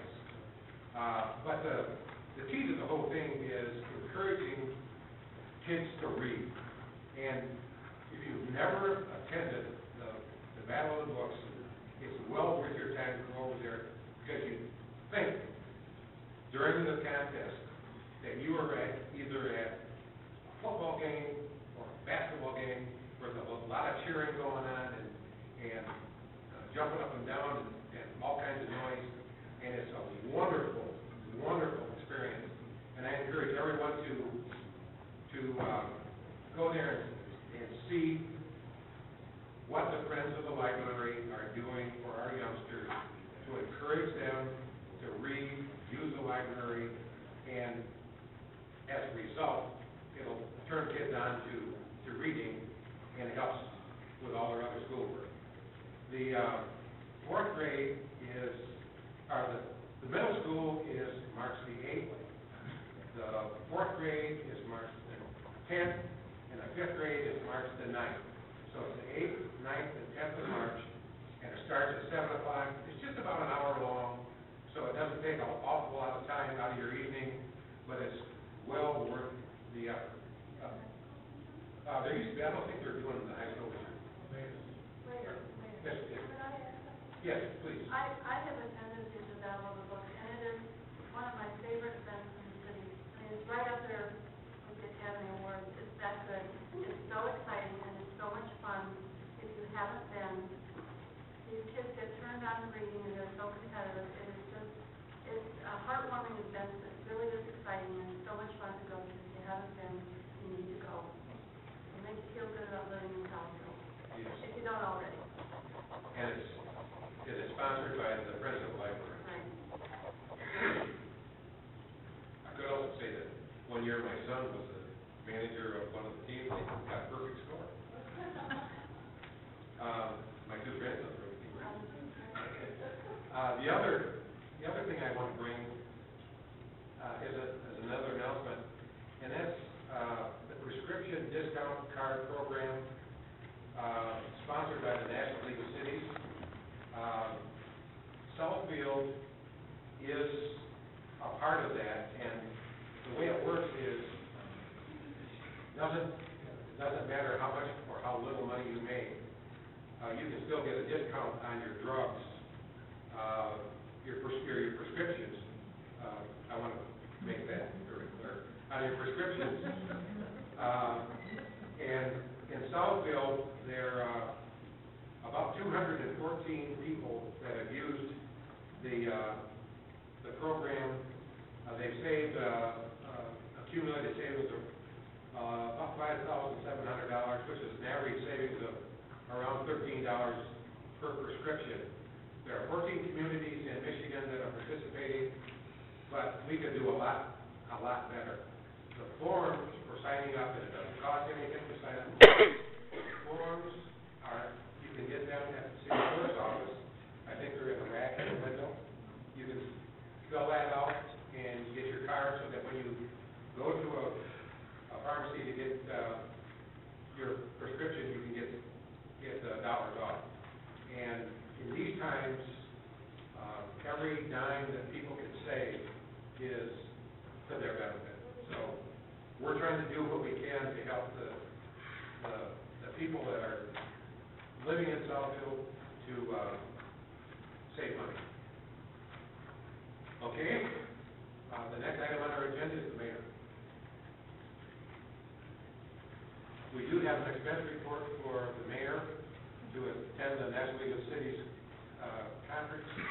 I move to support the expense account, support of the same thing for the conference cities and November. It's been moved by Ms. Seymour, supported by Ms. Taylor, that we approve the expense report for the mayor for the National League Cities Conference in Denver, Colorado. All those in favor signify by saying aye. Opposed? It is carried. Mayor? Yes, thank you.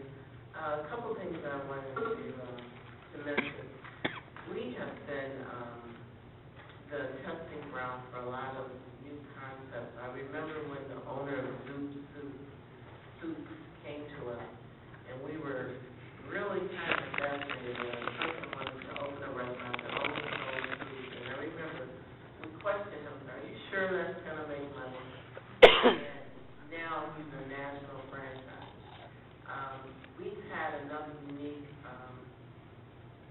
come to our city, and it's called the Culinary Studio, and it's in Southfield, and what it is a shared kitchen. And in other states, they have this where chefs rent out professional kitchens to prepare meals, and there's a really unique programs they have in there where there's clubs or groups of individuals who will go into the culinary studio. A chef will teach them how to prepare healthy food. They buy the food and they divide it up, put it in containers, and then instead of running home and eating fast food for things that's healthy, they have healthy meals. The chef from the LARC was there at the opening showing people how to prepare healthy food. It's a really good, and the hospitals and other institutions will be using it. But the culinary studio is located in the strip mall on Northwestern Highway where Little Daddy's is, get the name of the strip. But it's a really unique concept, and it's something exciting that happens out there. I want to say congratulations. They open on Wednesday, February the 16th. And it's interesting. There are some people who, they're chefs, who will be hired to prepare a meal for someone at their home. And instead of having to go into your home and cook in your kitchen, they can prepare it there and take it to your home. And then there's some people who just cook big meals and would like to, instead of tearing up their house, go rent a kitchen out, a professional restaurant kitchen, and prepare it. So that's a very, very unique concept. The other thing is that we have openings, Planet Fitness Michigan, in the old former Farmer Jack. It'll be opening this week. It is huge. They're opening with a $10 registration fee, and I think it's $19 a month. But we've had quite a few of these fitness centers open up in Southfield. This one is on Southfield Road. And the other thing I haven't heard a lot of excitement about, but the basket, the corned beef place, what is it? The bread basket. We're going to have one in Southfield. It's on Southfield Road. So we're having a bread basket that's opening on Southfield Road. So we are, there's a lot of good things happening in our city. And, some people say, well, you always, have nice things to say. Ladies and gentlemen, it's truly a case where the glass can always be half empty or it can be half full. And I can tell you, for every bad thing or challenge that we have in the city of Southfield, we have something good happening to counteract that.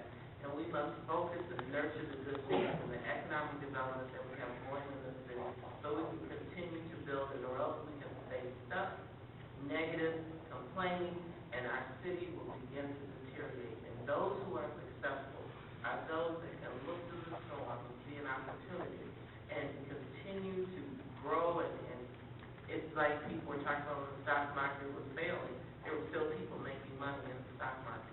So you have to be smart, you have to be really strong and stay focused. And those challenges that we have, we must address them, but we also must nurture the growth. And I just want to say we're not in receivership. I'm proud to say that. And that the opportunities that we get with tax abatement, where we bring people in, where a building was empty, and we bring a company in, and they're adding to our tax base. They're adding to our tax base. A tax abatement does not exempt a business from paying taxes.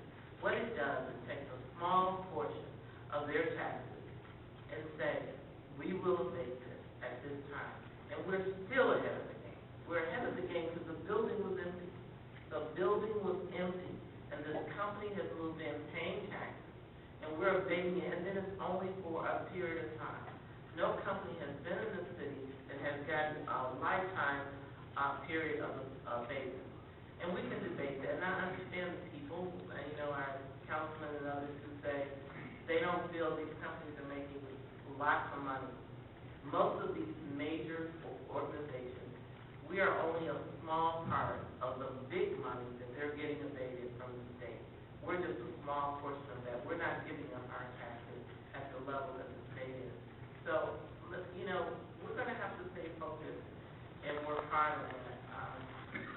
The other thing is, I'm proud to say this is, I'll be saying this a lot, I'm I'm excited, 10 years of being mayor, and I'm giving my 10th State of the City. It'll be coming up on Monday, March 7th. The chamber is sponsoring it, as they always do. And if anyone's interested in it, they can contact the chamber at 248-557-6661. I will also be having a community roundtable for our community and our residents free of charge, and that will be coming up, our community roundtable for the State of the City for the community. Last thing I want to say, we just went through some terrible snowstorms, and I know in my office, my phone was ringing off the hook, and I know my colleagues here received the same thing. We received compliments on radio stations and other places on how well and how quick we had, cleared our streets. We only had X amount of dollars, X amount of trucks, and they were rolling. We paid so much overtime to make sure that we attended to the streets. No one was sitting at home. No one had trucks parked. All of our equipment was out. I wish we could have paid to get more people in or had more trucks. We are down in our staffing in public works. We don't even have the staff we used to have. So, residents, citizens of South, I want you to know that we care about you. We're out on the streets and we're doing the best we can. We ask for a little patience. Those who had concerns, I know that there were a number of people out shoveling people out after the plows went back down. And it didn't go on a deaf ear that there were seniors and others who had issues, and we had resources to support those individuals that needed help during that storm. But another thing you need to know is that this has been one of the hardest winters. And in our tough, less money and tough budget and economy, we're paying above our projected budget on all of this snow removal. And that's going to have an impact on our budget. So again, we were getting accolades, and so that made me feel good, but I also received the call from our community. And I want you to know we care about you, and we're moving, we're doing more with less, and I don't think anyone waited more than a day and a half to get their snow removed and to be able to be mobile. So spring will come. Spring comes to a fresh new start, and we'll get started again. So thank you, Mr. President. Thank you. I think it's Applegate Square where the shared kitchen, and I saw the article in the paper, and one of the young people that was working in the kitchen got their training at Hoff Academy in Detroit, and that Hoff Academy is a neat place. Amazing. Yes. First time I was there, and when I was actively employed, we sponsored a program there. First time I went into that school, I went in with guarded anticipation, because I've heard so much about the Detroit schools, and I went in and I was absolutely amazed at how clean, right, and every student was in a class, and I looked in the windows and they were busy working, and it was amazing what's going on in those academies or the technical schools. And I think those are jewels for the Detroit public school system, and I don't know why they don't brag about them more than they do. Because they are absolute wonders. You can go there for lunch, and yeah. lunch is amazing. Yes. Kids fix the food, and it's amazing. It's not only the food, but they train the kids how to wait on tables. And the instructor is out on the floor making sure that the people take your order properly, serve you properly, and if they don't do it, they're corrected on the spot, and their bake shop is just like any other bakery. But it's good to see that one of those young people is taking advantage of this shared kitchen. All right, moving into the administration. Yes, I'd like to thank the mayor and council president for their positive comments, because this is exactly on point to what I'd like to present for council's approval. We're building off the success of our neighborhood stabilization program. Mr. Zorn and his colleagues and the Growth Corporation have done an excellent job in Consequently, on the merits, we've been awarded $1,084,254 from the federal government to continue our good work in the area of, this will allow the city to purchase foreclosed or abandoned homes and to rehabilitate, resell, or redevelop these homes in order to stabilize neighborhoods and stem the decline of house values of neighboring homes. I'd like to point out that there is no local match on this program, and it was awarded on the merits. And with that, I would like to recommend council approval based on the fact that this was reviewed in depth at the February 7th, 2011 Committee of the Whole meeting. It's been moved by Mr. Ciber and supported by Ms. Taylor that we approve the Neighborhood Stabilization Program 3 and SB 3. Is there any discussion? It was, I think people need to know that it was open for public comment. Yes, I did. I should have added that there was a public comment period. That's how this kind of landed as the first in the public hearing section, because in fact it was a public, open public review. That was met, that requirement was met from the period between February 9th and February 24th. And so on all fronts, we are ready to move forward on this program. Thank you very much. Okay. Are we prepared to vote? All those in favor signify by saying aye. Aye. Opposed? It is carried. Mr. President, I would also like for council to consider cancellation of the meeting for March 7th. We have reviewed the pending items, discussed those with staff persons as to whether the 21st date would work in terms of their items. We have found that there would be no lasting efficiency by moving to the 21st. And as a matter of fact, we think it will give us some time to concentrate on some other matters during that week of the 14th. So if you would, we would like to, week of the 7th through the 14th, we'd like to suggest that the meeting for March 7th be canceled, and that the next meeting of the city council would be the 21st, which is also committee of the whole meeting. The meeting that we are requesting to be canceled is a committee of the whole as well. Support. It's moved by Ms. Seymour, supported by Mr. Ciber, that we cancel our meeting, our scheduled meeting of March the 7th, 2011, which is the committee of the whole meeting, and our next meeting would be the 21st. Yes, committee of the whole meeting. It would be also be a committee of the whole meeting. So a vote yes is to cancel the meeting of March the 7th. Are we prepared to vote? All those in favor signify by saying aye. Aye. Opposed? It is carried. Next, Mr. Attorney, do you have anything to bring? Nothing this evening, Mr. President. Thank you. Okay. We do have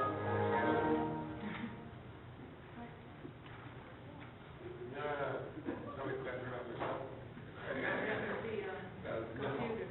We have an extension of special use site plan approval, GP 1194. Help us on that? Yes, thank you, Mr. President.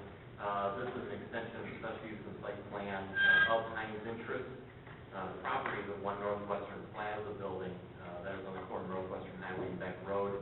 The special use and site plan for this 6,500 square foot commercial building was originally approved by City Council on February 26th, 2007. Since that time, Council has granted 3 requests for 1-year extensions. They are coming back before Council to request another extension to February 26, 2012, due to economics. I move the extension of special use and site plan approval for GP 1194 and SP 1239. It's been moved by Mr. Ciber, supported by Ms. Seymour, that we extend the site plan, special use and site plan approvals for GP 1194, SP 1239. Is there any discussion? Mayor?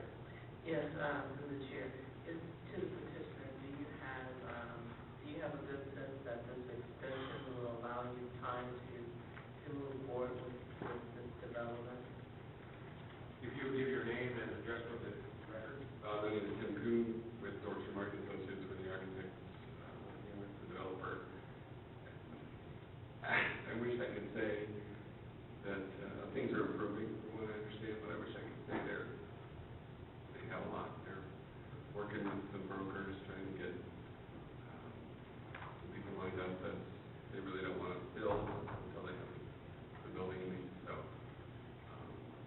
they're working on what they understand. We really would like this addition of property and want to partner with you. I'm sure you know our business developer and our planner. If there's any way that you can use any resources that we have in the city, I do encourage you to do that. I understand the economy, but we really want to support your development, so please know that. Thank you. Thank you. Okay. Anything else? Okay, thanks.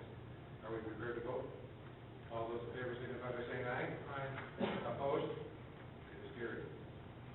Okay, thank you. Item B. Through the chair. Yes. This is site plan 1272, proposed modification to the site plan for Stop and Go gas station located at 20041 West 12 Mile Road. As council may recall, the council approved the site plan with special land use on August 23rd, 2010.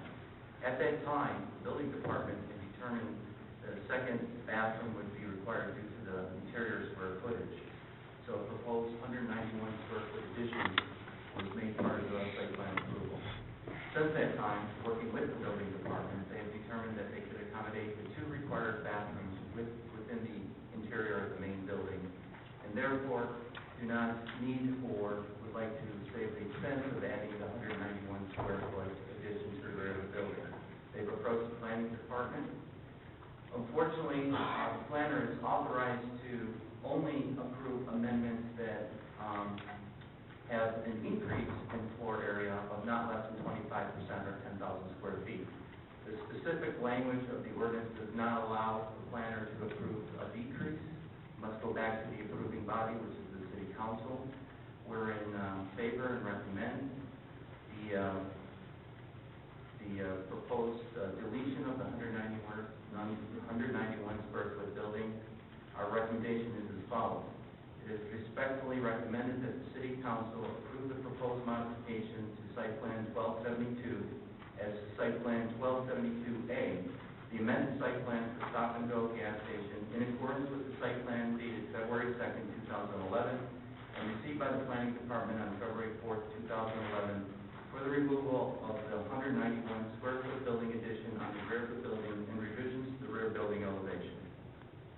Okay, this is not a public hearing, this is only a hearing. Do I have a motion? Support. It's moved by Ms. Seymour, supported by Mr. Ciber, that we approve the modification of special use site plan to reduce the size of 191 square feet. Mr. Nice, do you want to speak?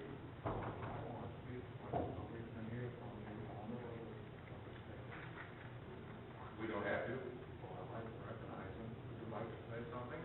I'm all good.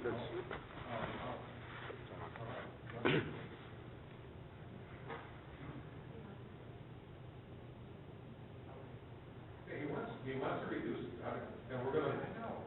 Okay, you can only make it worse. I know what he wants, I know what you want, all of you. I want to vote on this to reduce 191 square feet so he can put the bathroom inside the station instead of having to build a dog food on the back of the gas station. I understood that you are, you took that you're making him build. No. Through the chair, that was originally a requirement of the building department because of the interior floor space, and that's how the original plan was approved. But they have since determined that they could accommodate the second required bathroom within the principal building, and therefore there is no need for the addition. There's no need to build the other bathroom. There is, but in the interior interior. The interior. They, That's the thing that's in grandfathered in, and not to, make an amendment, make them build a bathroom? Through the chair, it's my understanding, and this is a building code issue, based on the occupancy level of the expanded interior, because they took away the bays. There's additional convenience, area, and the occupancy increased, and therefore, based on the building code, a second bathroom was required. At the time, the second bathroom, couldn't be accommodated in the building, and therefore, it had to be added as an appendix.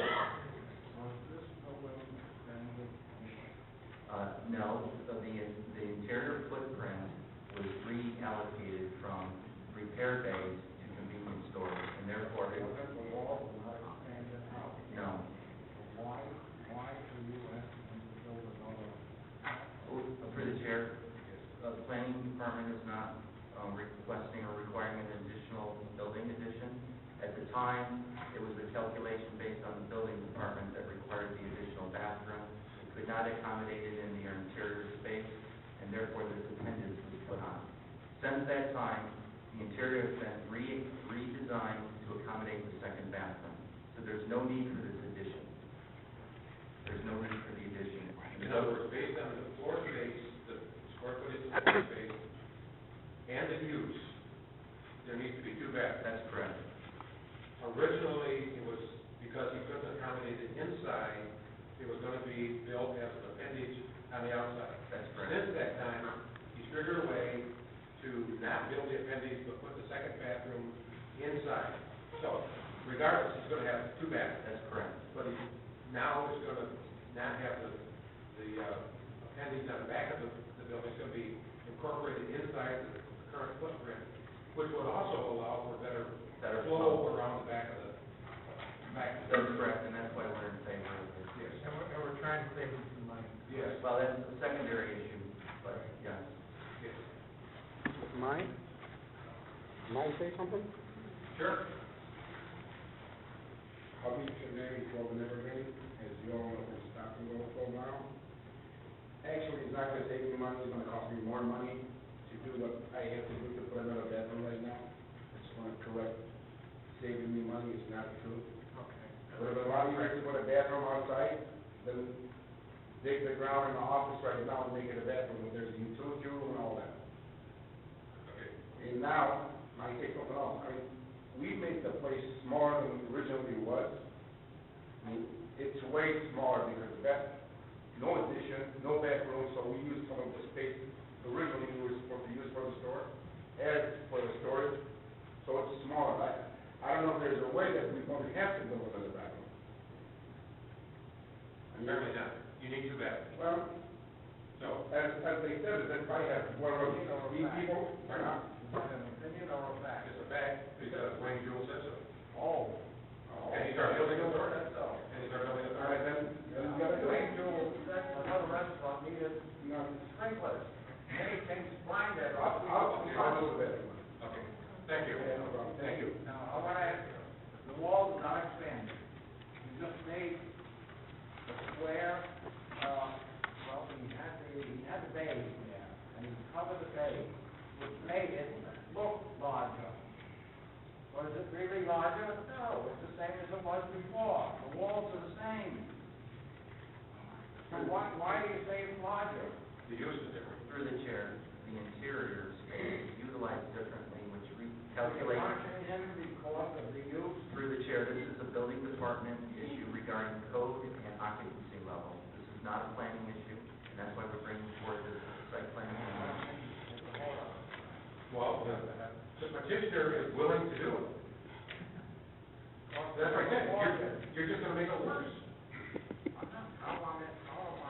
by not voting yes on it, so he can go ahead and finish his project. But he doesn't want to, the cost too much to build. He said he was willing to live with it. He just said that. Because I have no choice. Thank you. Well, maybe You given me a choice not to? No, so I have no choice. Okay, thank you. Are we, prepared to vote? All those in favor signify by saying aye. Aye. Opposed? No. Let the record show that there were 4 ayes and one nay. You voted no? I want to get Wayne Jewell on the stand. The next item on our, the next item on our agenda is the Cornerstone City Development Authority. I'd like to move the approval of this ordinance.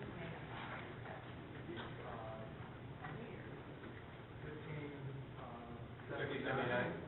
For the second amended and restated development plan. To enact. To enact, I'm sorry. Yes. Yes. Moved by Mr. Ciber, supported by Ms. Taylor, to enact ordinance number 1579. Is there any discussion?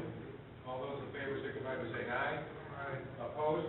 It is carried. Is there anything else to come before the group? Seeing nothing to come before the group, the meeting is adjourned.